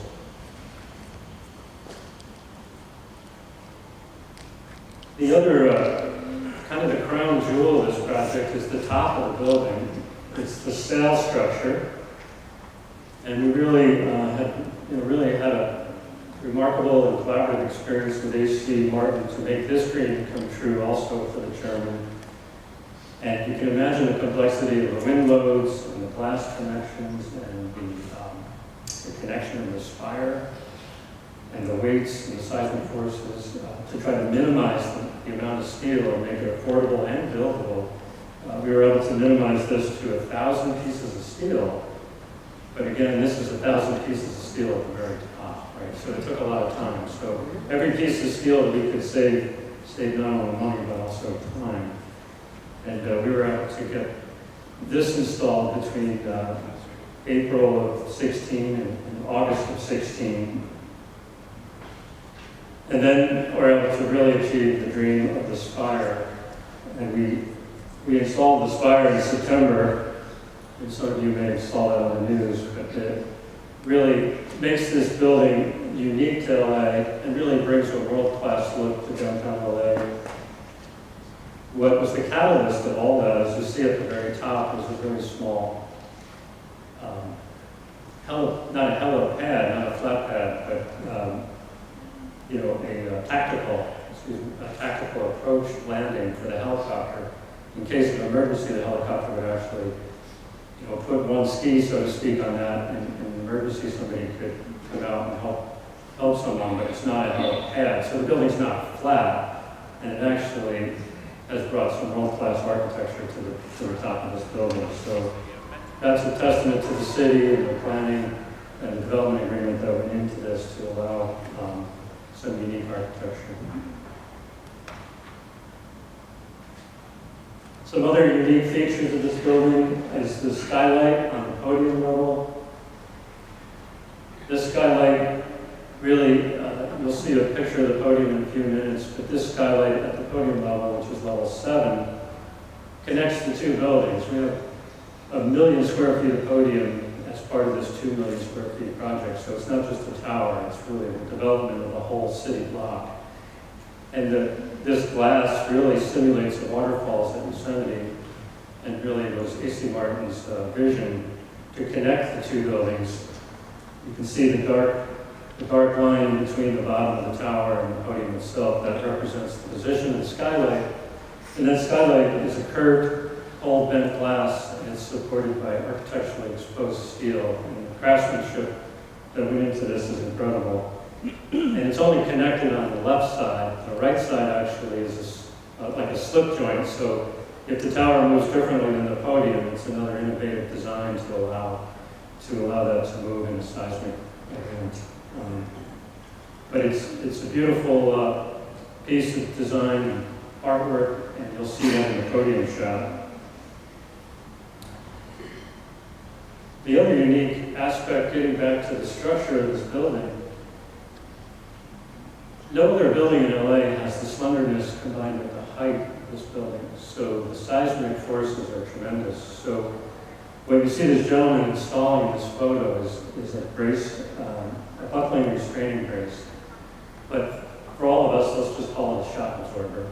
It's the shock absorber of this building in case there's a seismic event. It absorbs all the energy it can possibly absorb from the earthquake and relieves that pressure and keeps the steel system and the concrete system kind of elastic, and so that there be no collapse and minimal impact to the building. So I can say this is the safest building in LA. So those components that you see, those shock absorbers, they span diagonally and connect the outside of the building to the concrete core, and they go through actually 3 floors in some cases. And getting back to the cranes, some of those braces weigh over 60,000 pounds. So there's 3 levels of those. There's a lower, middle, and upper kind of shock absorber system. And that was the first of its kind in California for a building of this type. The other innovation, while all this structural work was going on, was what could we produce off-site to save time and money and keep the quality levels high for our client, Korean Airline. And so what we did was we manufactured 690 bathrooms off-site in a manufacturing plant in Central Valley, California, and had those shipped and delivered at night and had those installed as a complete bathroom in a shrink wrap protected component, and they slid in on the air dollies, and the whole bathroom, with the exception of the fixtures and the towels, was delivered at night. So it saved time, it was a safer approach, and it drove quality, but for the client it actually saved over 100 work hours per bathroom. So we're really proud of that and the quality that we're delivering and some of that innovation as well. But I think, the greatest thing about this building is the experience that everybody's going to be able to enjoy. And this is a shot of the sky lobby on the 70th floor. When you check into the hotel, which will be an intercontinental hotel, you will go up one of those 35 elevators and you will enjoy the views of the 70th floor while you get your key to your hotel room. So the experience forces you to enjoy the skyline views, and then you will go back down to your room as opposed to checking in at the ground level and not enjoying that experience. So it's a very vibrant space. And you can see some of the braces. These are some of the smaller shock absorbers. They're actually part of the architectural experience on that 70th floor. Then the observation deck. This is 2 floors above this. This is the highest part of the building. This is really bodes well to the California lifestyle of the indoor-outdoor experience. It's really a world-class space where you can enjoy the views from outside. So it's going to be a great experience on the top, but also, I think what Kevin touched on earlier, when you come out of the MTA station on 7th and Figueroa, you look across the street, you're going to see this inviting building that draws you into the podium experience, the restaurants, the meeting rooms. It's not a building that stands alone in a crowd by itself. It really invites you in, and it is right across the street from public transportation. And as I said, it's a very sustainable design. And there's about 45,000 square feet of restaurants, meeting space, and ballrooms that everybody can enjoy as well. This is a view that I found interesting from the west side, and its prominence is a little different. But not that I'm an architect, I'm a builder. I think all builders want to be architects, but I really enjoy this view as well, and the impact that the skyline has, not only from downtown, but from the west side. That's really Wilshire Grand in a nutshell. There's a couple other projects that we're working on. One in downtown LA. We're in pre-construction services for a project called Lightstone Development. It's the next lot south of the Oceanwide development. It's on Pico and Figueroa. It's going to be 644 keys of more hotel space, and it's about 450 feet high, 38 stories. A really nice project. So the towers on the left that are kind of joined together, similar to the building here that's joined with the Marriott and the Ritz-Carlton, is the first phase. And then the shorter building you see on the right will be Tower C, which is a future phase of potential hotel space as well. So that's a very exciting project, and some of our Wilshire Grand team professional staff's looking forward to moving down the street a few blocks to build our next hotel. To do this and keep the resurgence of downtown LA, we're also proud to be part of helping LAX create a world-class airline so we can bring the rest of the world here and keep LA as a gateway of choice for Western intercontinental travel. And so what we're constructing in a partnership with PCL, our GC partner on this project, is a 12-gate international and domestic terminal called Midfield Satellite Terminal. And we just started construction on that last month. It's 1,000 feet west of the current international terminal, and it's a remote facility closer to the ocean side. It's on a 41-acre site. It's connected by tunnel only to the international terminal that exists today for pedestrian travel and utilities. And it's just a really exciting project as well. It's really going to put LAX on the map in terms of its expansion and potential for the NFL stadium and the Olympics and all the people that are going to want to be here in 19 and beyond. It's scheduled to be done at the end of 19.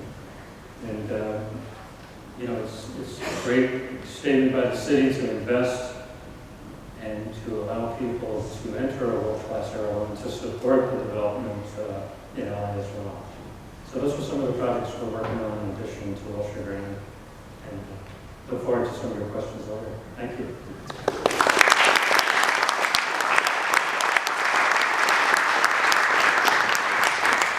Thank you, Kevin. That was a fantastic presentation, something that has truly changed the skyline of downtown Los Angeles and will continue to change the skyline in your new and upcoming Lightstone project and so forth. We look forward to seeing that develop as well, and the airport. And these are things that only Kevin and Turner Construction can make happen. So thank you very much for that project presentation. Next would be Mrs. Zanetos, who's got the job now to lease up all these buildings and to take it to its final occupancy level. Please welcome Mrs. Zanetos. John, please.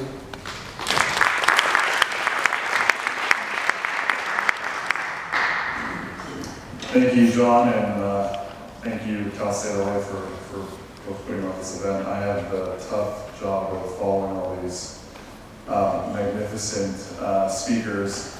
I work for CBRE, which is a Fortune 500 real estate services company. We are headquartered here in Los Angeles. We've been around for about 100 years, and we are very proud to be headquartered in downtown Los Angeles and call downtown LA our home. And you know, unlike the presentations that we've seen, these people do a lot of heavy lifting to make a lot of what we do possible as a real estate services firm. So, you know, I think a lot of what I'm going to talk about comes on the shoulders of the heavy lifting that all of these people have done. So thank you guys for everything that you do, because it certainly makes what we do possible for our clients and companies that we work with.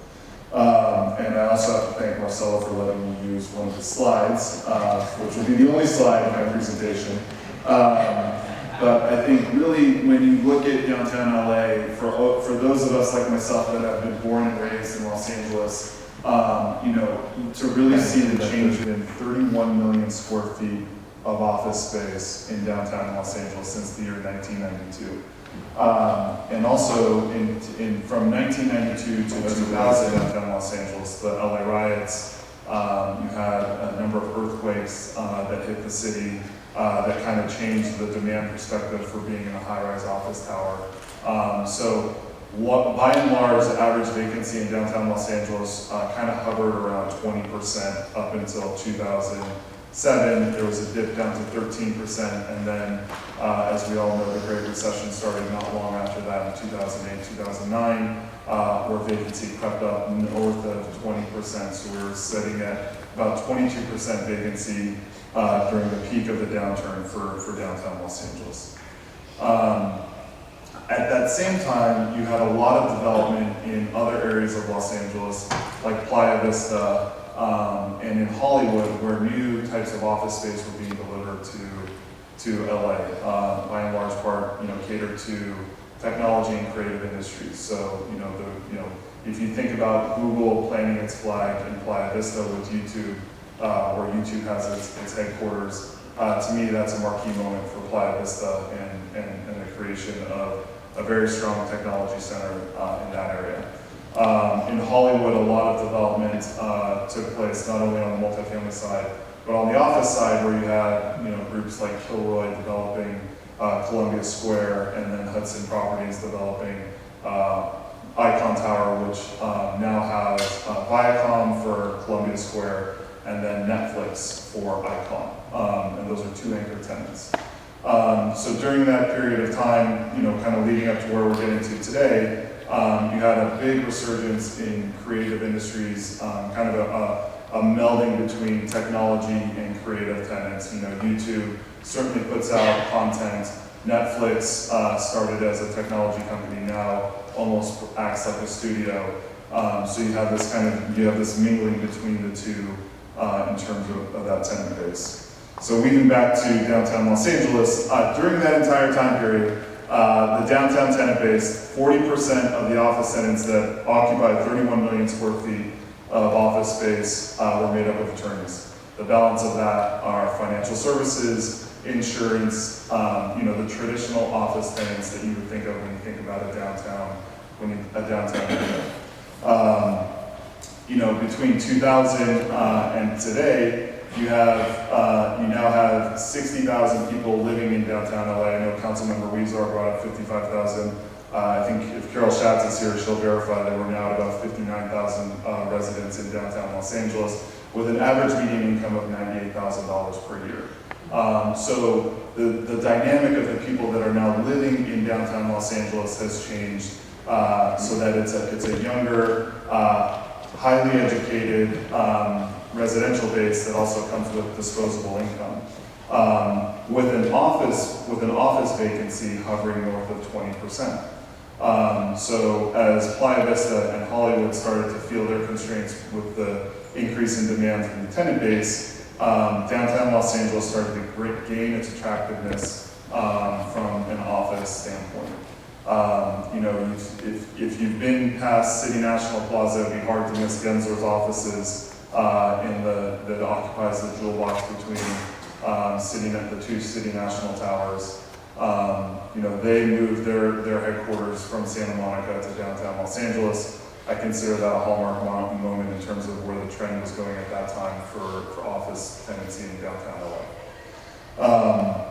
So if we kind of look at LA as a whole, and now we get back to downtown Los Angeles, at the close of 2016, so the fourth quarter of 2016, the vacancy has now dipped down to 16.3%. Overall, Los Angeles is hovering at about 11%, so we're still above the greater LA region. However, one of the key, what's not included in those stats are two major events for downtown LA that happened really to close out the year. And for any of you that have been reading the LA BJ, they talked a lot about these events. So Warner Music decided to consolidate all of its Los Angeles operations into the Arts District. So that is on the eastern side of downtown Los Angeles. So they're taking 256,000 square feet of an adaptive reuse conversion of what was once a Model T factory for the Ford Motor Company, and we'll be moving from Burbank, from Santa Monica and Beverly Hills in consolidating into that location. Another key event for downtown Los Angeles at the end of 2016 was the regional consolidation of City National Bank for the majority of its operations into downtown Los Angeles. So City National Bank already has 400,000 square feet at 515 South Flower Street, which is called City National Plaza. They made another commitment in downtown Los Angeles on Bunker Hill for 250,000 square feet at 350 South Grand Avenue, which is a building that CIM owns, and that building will now be called City National at 2 Cal. So you have two large-scale consolidations into downtown Los Angeles to close out the year in 2016. That'll account for about 500,000 square feet of absorption in the calendar year 2017, which will push that vacancy of 16.3% down even further in the upcoming year. So, why did those things happen? Again, a lot of what was talked about earlier by our other speakers, a lot of vision from the city of Los Angeles to look at where downtown should be and how it should be perceived by the community, I think had a lot to do with that. If you are an employer in the city of Los Angeles, you are in a talent race right now. By 2020, our demographics show that millennials will make up more than half of the workforce. So we're experiencing the biggest demographic shift from an employer standpoint, and we're right in the midst of it. So the old notion of if you are a CEO and you want to be located in the nicest office building closest to your house, what that will do for you is shorten your own commute time, but it'll quickly cause your young developable talent to move somewhere else because the high probability is that your young talent cannot afford to live at the same place you do as an executive. So downtown LA, with the over 15,000 units under development, offers a very strong kind of recruiting ground for employers because you have lots of options for places to live. If any of you look at Jonathan Gold's top restaurants in LA, a lot of them happen to be located in downtown. So from an entertainment standpoint, you can come downtown, go to one of the best restaurants in LA. You could go to a Lakers game, Clippers game, Kings game, or you could go to one of the other cultural sites that's in downtown, whether it's the Broad Museum, Mocha, or go see a concert at the Disney Concert Hall. All of these things serve to enhance what our clients do, which is acquire sites, develop the sites, redevelop the sites, or reposition the sites to attract new talent, new employers with new talent into the space. So I think besides the two transactions that I've highlighted, just to kind of further and reinforce what's been happening in downtown Los Angeles. There's been over 2 million square feet over the past 6 years of new tenants moving into downtown. Now the vacancy, unfortunately, is still above what we would like to see from the real estate standpoint is like a stabilized market, which is when it drops down below 10%, so we still have some ways to go, but 2 million square feet is certainly the right side. So, DLR Group, another design firm, relocated from Santa Monica into downtown Los Angeles. HDR, an engineering firm, relocated from Pasadena into downtown Los Angeles. KPFF, another engineering firm, moved from the Howard Hughes, Playa Vista area into downtown Los Angeles. A fashion group called Splits 59 moved their headquarters from Venice Beach to downtown Los Angeles. And if you just think about that list, it's not a law firm. Those are not law firms. Those are not insurance firms. They're not financial services firms. That's a new type of person that is going to be calling downtown Los Angeles their home from an office perspective. So, where we see downtown going forward is not it's not only going to be people like myself wearing suits that are going out to grab a bite to eat. There's going to be a much more creative and diverse employee base working in downtown Los Angeles. And just to kind of, again, bring it back to the one slide that I have, the 31 million square feet only used to be viewed as the monolithic office space for downtown Los Angeles, right? You just thought about 50-story high-rise buildings, and that's it. Whereas today, you can walk from the 7th Street Metro Center down to the South Park, and you would walk by a Whole Foods, which right now is their second highest grossing Whole Foods in their entire portfolio, where they grossed $50 million last year in 2016, which for a grocer is through the roofs in terms of sales.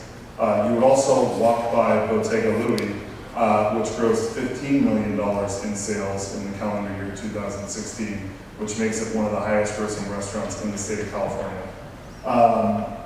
And then you would continue down through a number of other developments, which will be opening their doors hopefully in the not too distant future, and you would arrive at Staples Center. That walk, just, you know, in 2000, when the Lakers won their first NBA championship at the Staples Center, that walk did not exist. You took a cab from 7th Street in downtown LA to Staples Center. And so that dynamic and that connection, I think someone brought up the ecology of downtown. That ecology is coming together so much more so every day in downtown Los Angeles.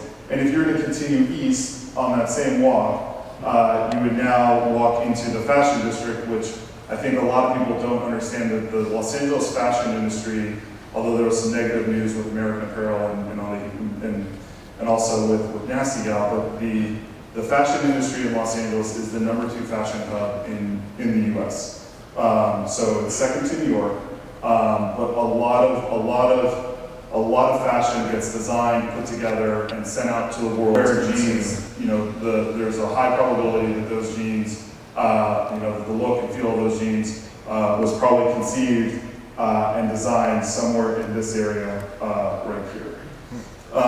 So then you continue that walk further east, and then, you know, I think what you will notice is probably the biggest challenge of Los Angeles, which is the highest homeless population, homeless concentration, and that is our biggest challenge.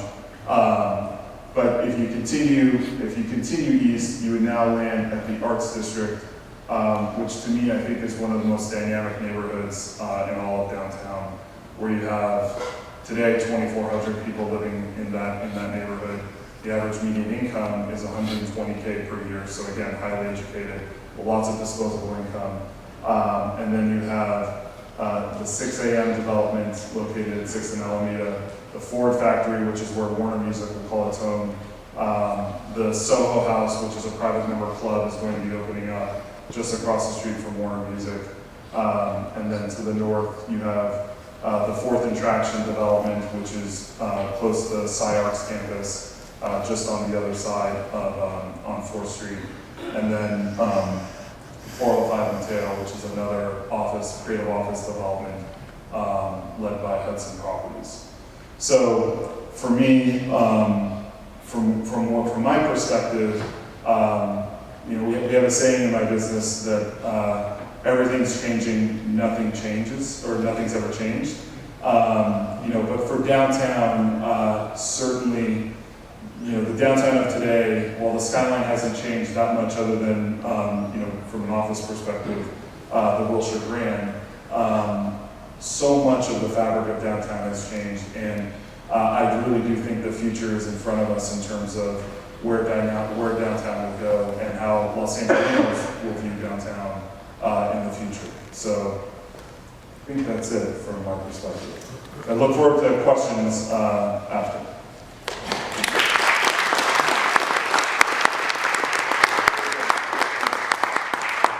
Thank you, John, very much.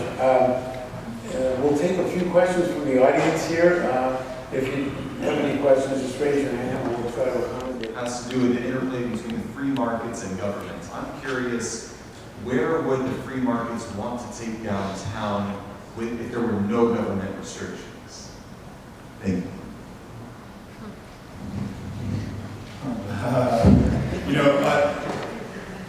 So there's a saying, right? Markets are efficient.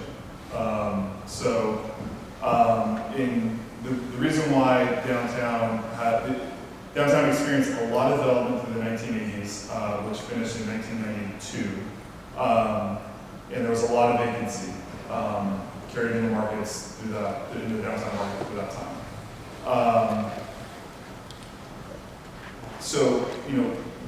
I think if you're just kind of finishing my thought, I think downtown, did not see a demand spike from an office perspective until residential came in. So residential, I think, is now driving a lot of demand.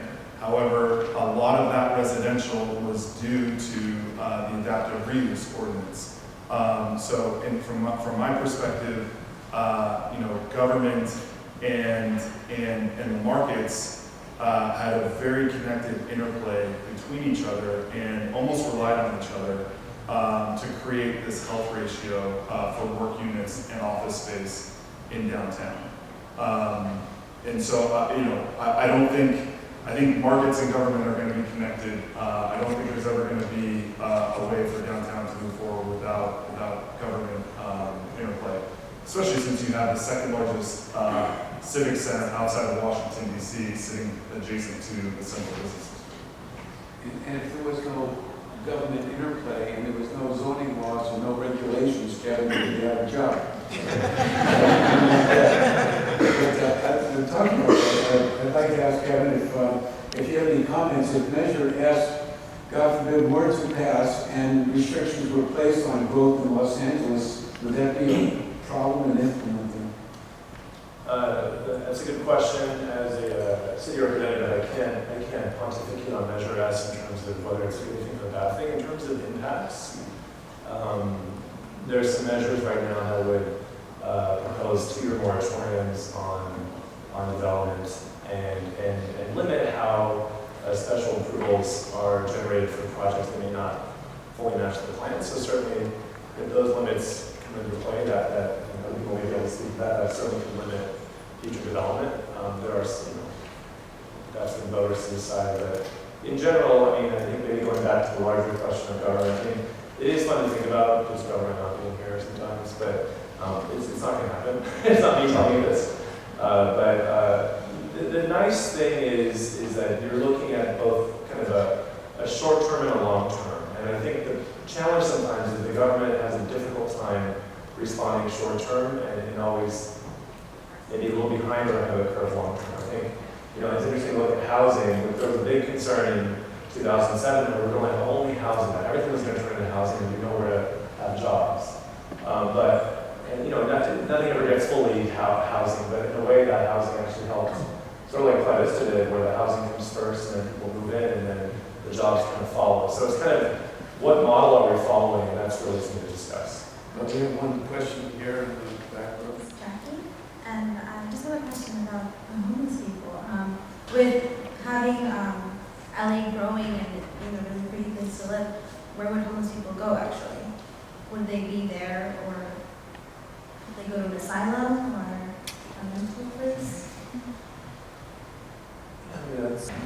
Downtown we're a city of everybody, and downtown, as I think the councilor said, has had the majority of homeless services in downtown. And certainly there's a lot of different things to debate about what has happened in the last 2 years that really has led to a rise in the visibility of homelessness. Certainly the rent burden we talked about, people kind of one paycheck away from being homeless situation.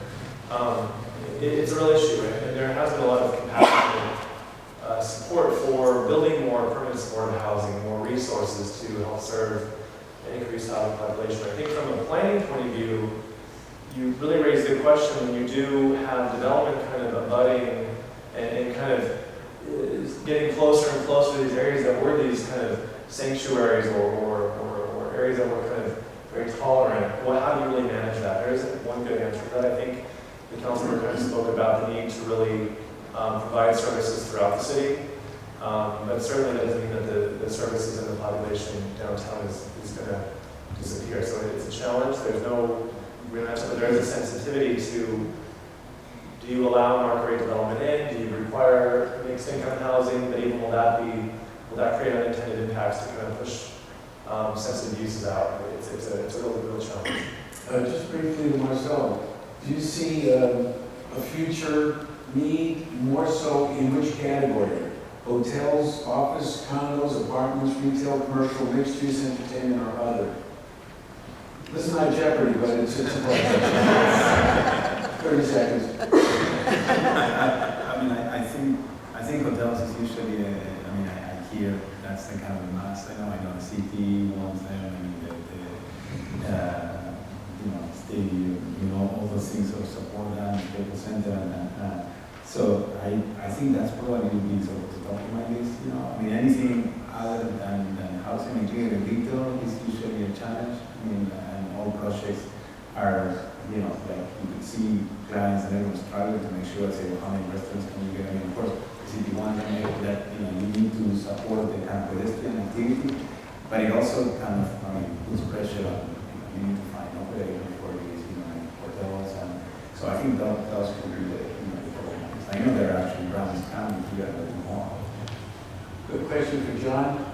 High-end, new luxury apartments. My question is, are we oversaturated? Higher rents, only a few can afford. Thousands either existing or planned in the market absorb and fill this need. Well, I know there's a shortage of, the condo market is tight, but I'm talking about the apartment. yeah, so multifamily coming to downtown, there is, I mean, you just look at all the cranes in the sky and you look at the recently completed projects, the vast majority of those are multifamily. I think two things, Los Angeles, there's kind of a broad observation, Los Angeles is in a housing shortage. So downtown Los Angeles is playing a key role in the solution for that shortage. You do have a lot of product hitting the market kind of within a relatively short time period.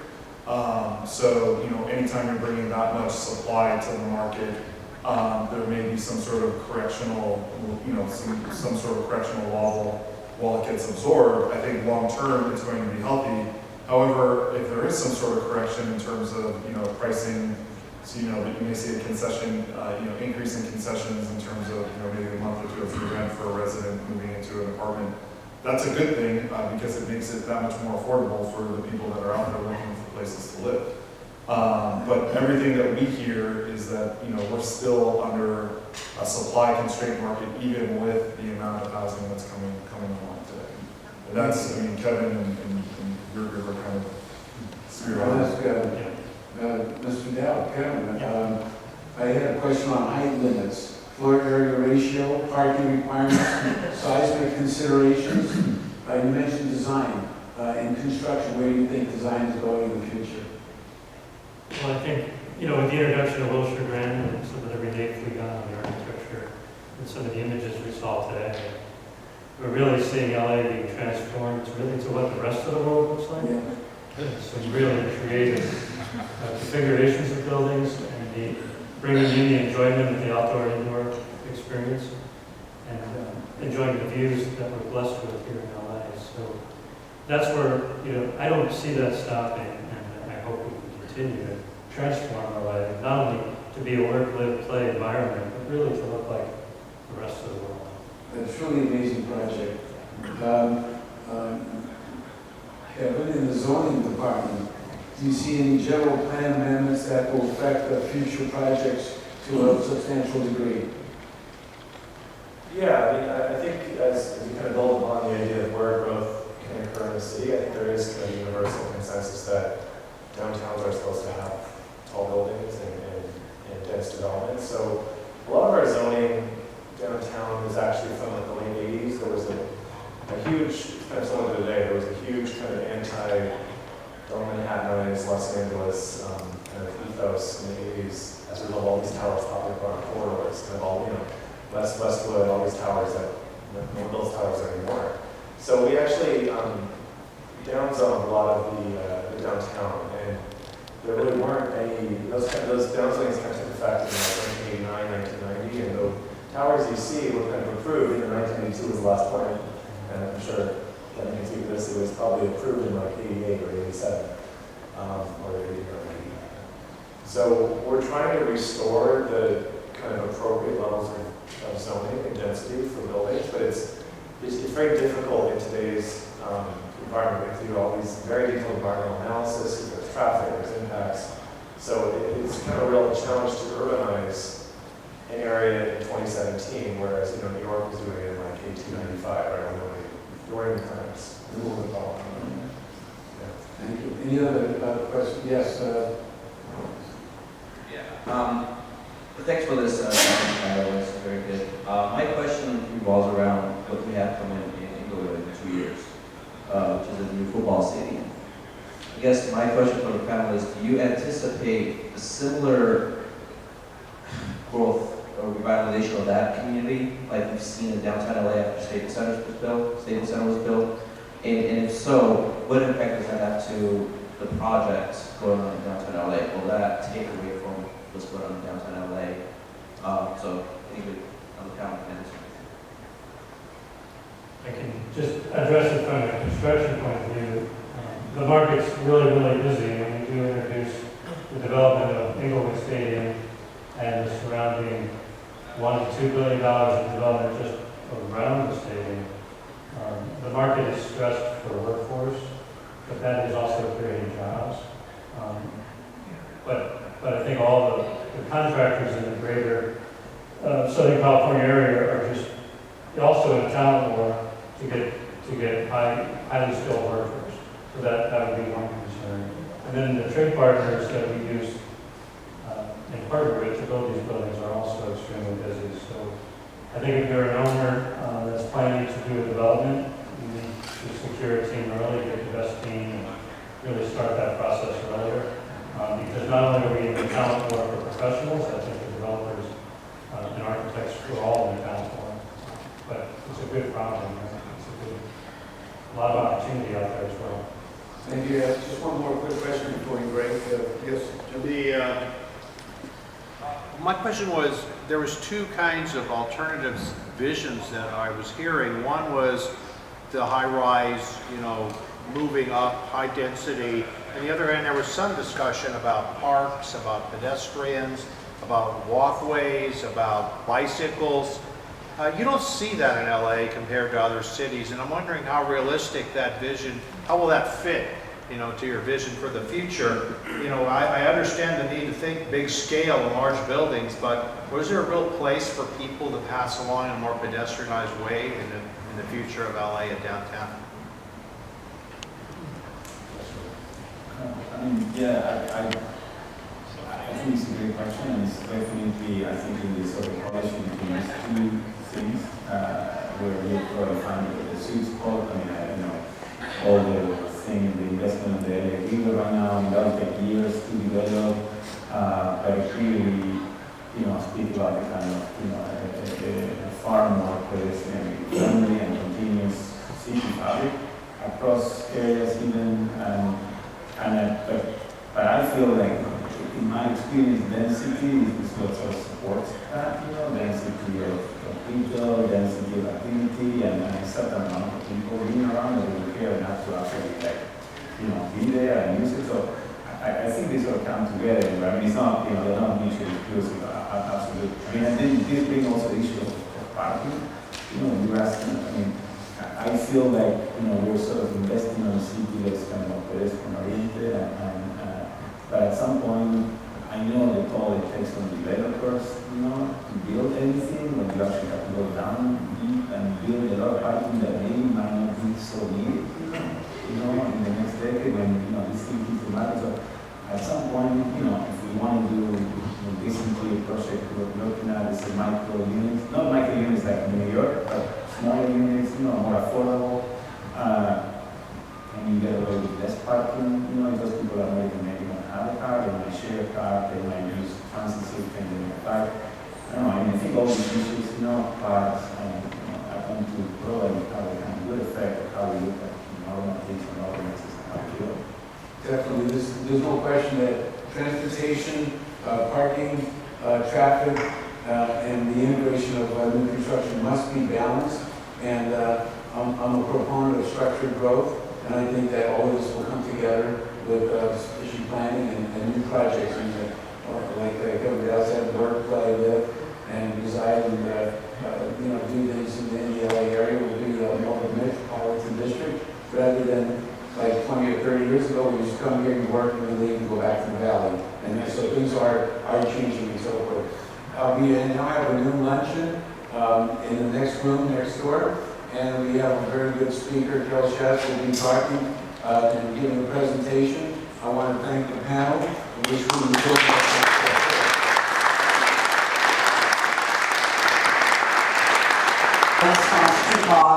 did. So I won't repeat what they have to say, but I think it's important to understand this confluence of concepts and institutions that help to make it happen.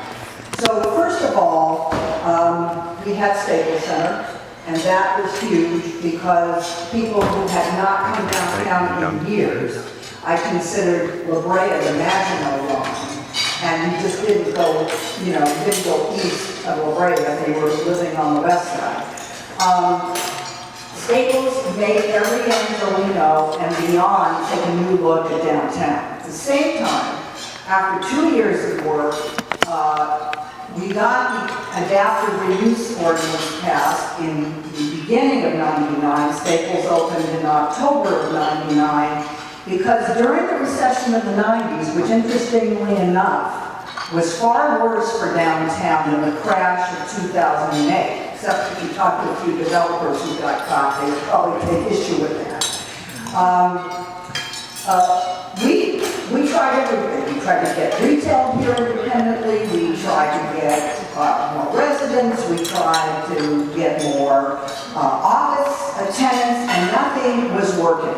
And we finally realized, looking at downtowns around the country, that what we had to do was build a critical mass of residents, because when you build a critical mass of residents, you get people who need a dry cleaner.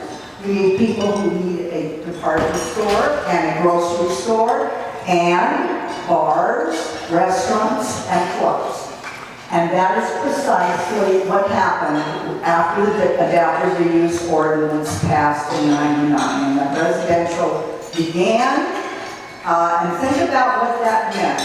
We were taking these old office buildings that were clearly not going to be used for anything other than to collect more blight. We displaced a few pigeons and probably some rats, and we converted them into really unbelievable housing opportunities, initially apartments, and it was absolutely transformational. Then the condo developers came, and that is what led off this renaissance. Staples always, AEG always allows me to say that, but for that ordinance and housing, and the emphasis on housing, even Staples being here on its own, without that set of initiatives, would not have produced the same result. The other thing, and I don't know how many of you here in the audience know what a business improvement district is. Okay, briefly, it is a mechanism that commercial areas, usually downtown, can be small, a main street, or parts of Manhattan, create this, getting the property owners in a defined square block area, and we're the 65 square blocks of central downtown, to agree to assess themselves. This is not an easy thing to do. Over and above the property tax. And with that money, you could accrue people out on the street to promote safety.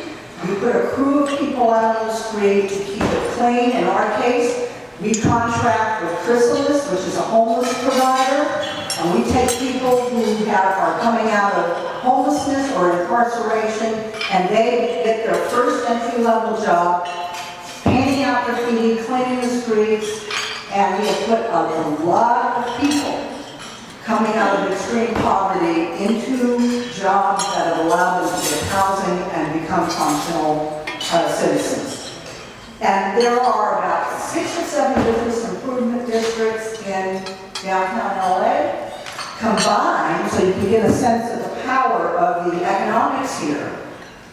$85 million is spent by those 6 BIDs over a 5-year period.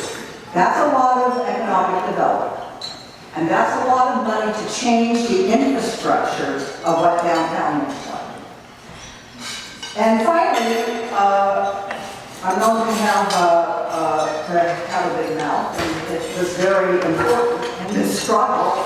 We had to keep fighting for the concept that even in a suburban city like Los Angeles, you had to remember and create a strong center. And what I'd like to say all these years, because I celebrated my 26th anniversary in July of last year, you cannot define a great city by a beach, 2 theme parks, or a sun. Everybody get that? And so we kept hammering at that concept, and fortunately the city council, I've been through, I'm now in my 5th city council, heard us.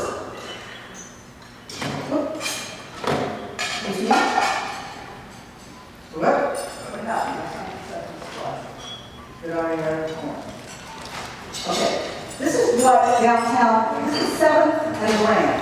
This is what it looked like in 1997. There's Bottega Louie on your right, and that's what it looked like before. So the blight in downtown was extensive, and this is the central business district. We had to do something.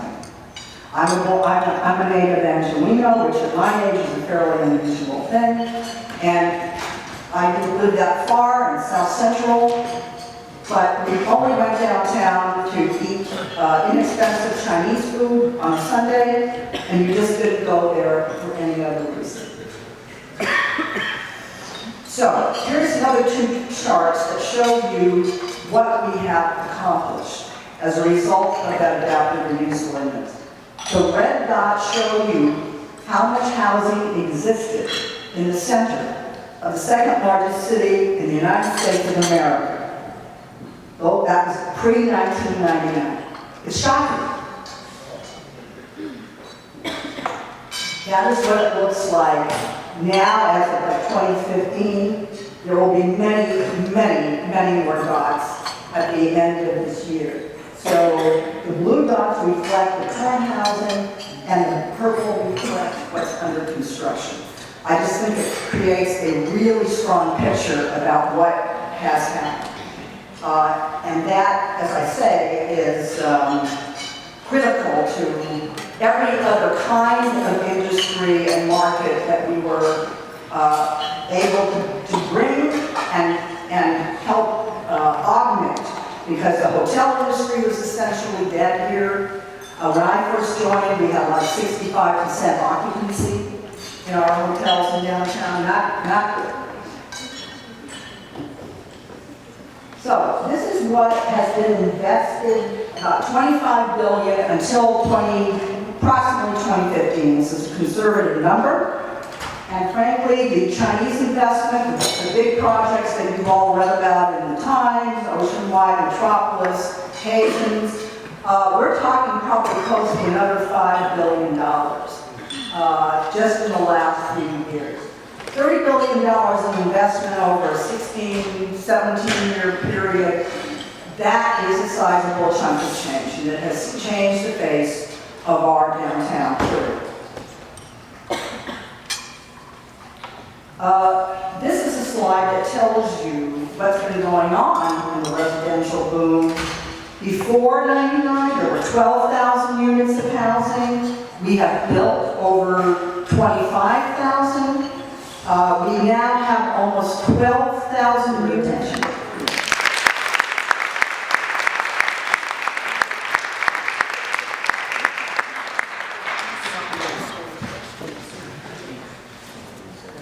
Thank you, Carol. It was very informative, and thank you for all your efforts that you're doing in the city and for all the people and businesses combined. We can take a few questions here. Just want to remind you before you leave, there's validation on your parking. Carol will be here to answer a few more questions if you have any.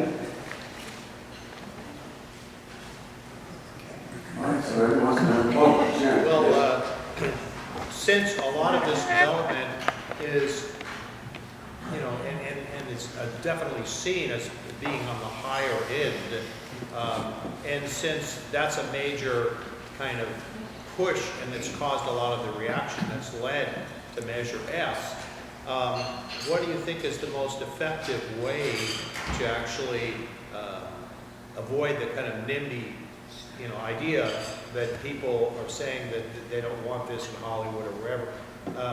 Because right now it's just kind of feeding the argument. There's a lot of development and it's all luxury stuff, so it's pushing people out. So what way how do you counteract the tendency? First of all, I would take issue with the issue of the luxury part of this. When I think about communities in the west side, on the west side and in the valley, they're not concerned about luxury housing. They live in it. It just happens to be flat, you know. They just don't want to see the congestion. They don't want to have to endure the construction. And you can, I really don't know what the best argument is about traffic, because you don't have traffic if people aren't living there. And really, it got to my point at the very end, the population will continue to grow. And there's nothing that we can do about it except have much better transportation options. And this city and county have been very slow to provide the kind of transportation that can really move people. And let's not forget that it's the communities who will probably vote for us who fought any kind of rapid transit in their areas. So it's really, it's really hypocritical on their part. But I do believe that transportation is the answer to this. We gotta move people, they're not going away. That's it.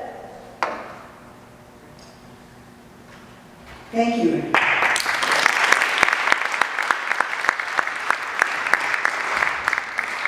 Thank you very much. This concludes the presentation symposium. Thanks for coming.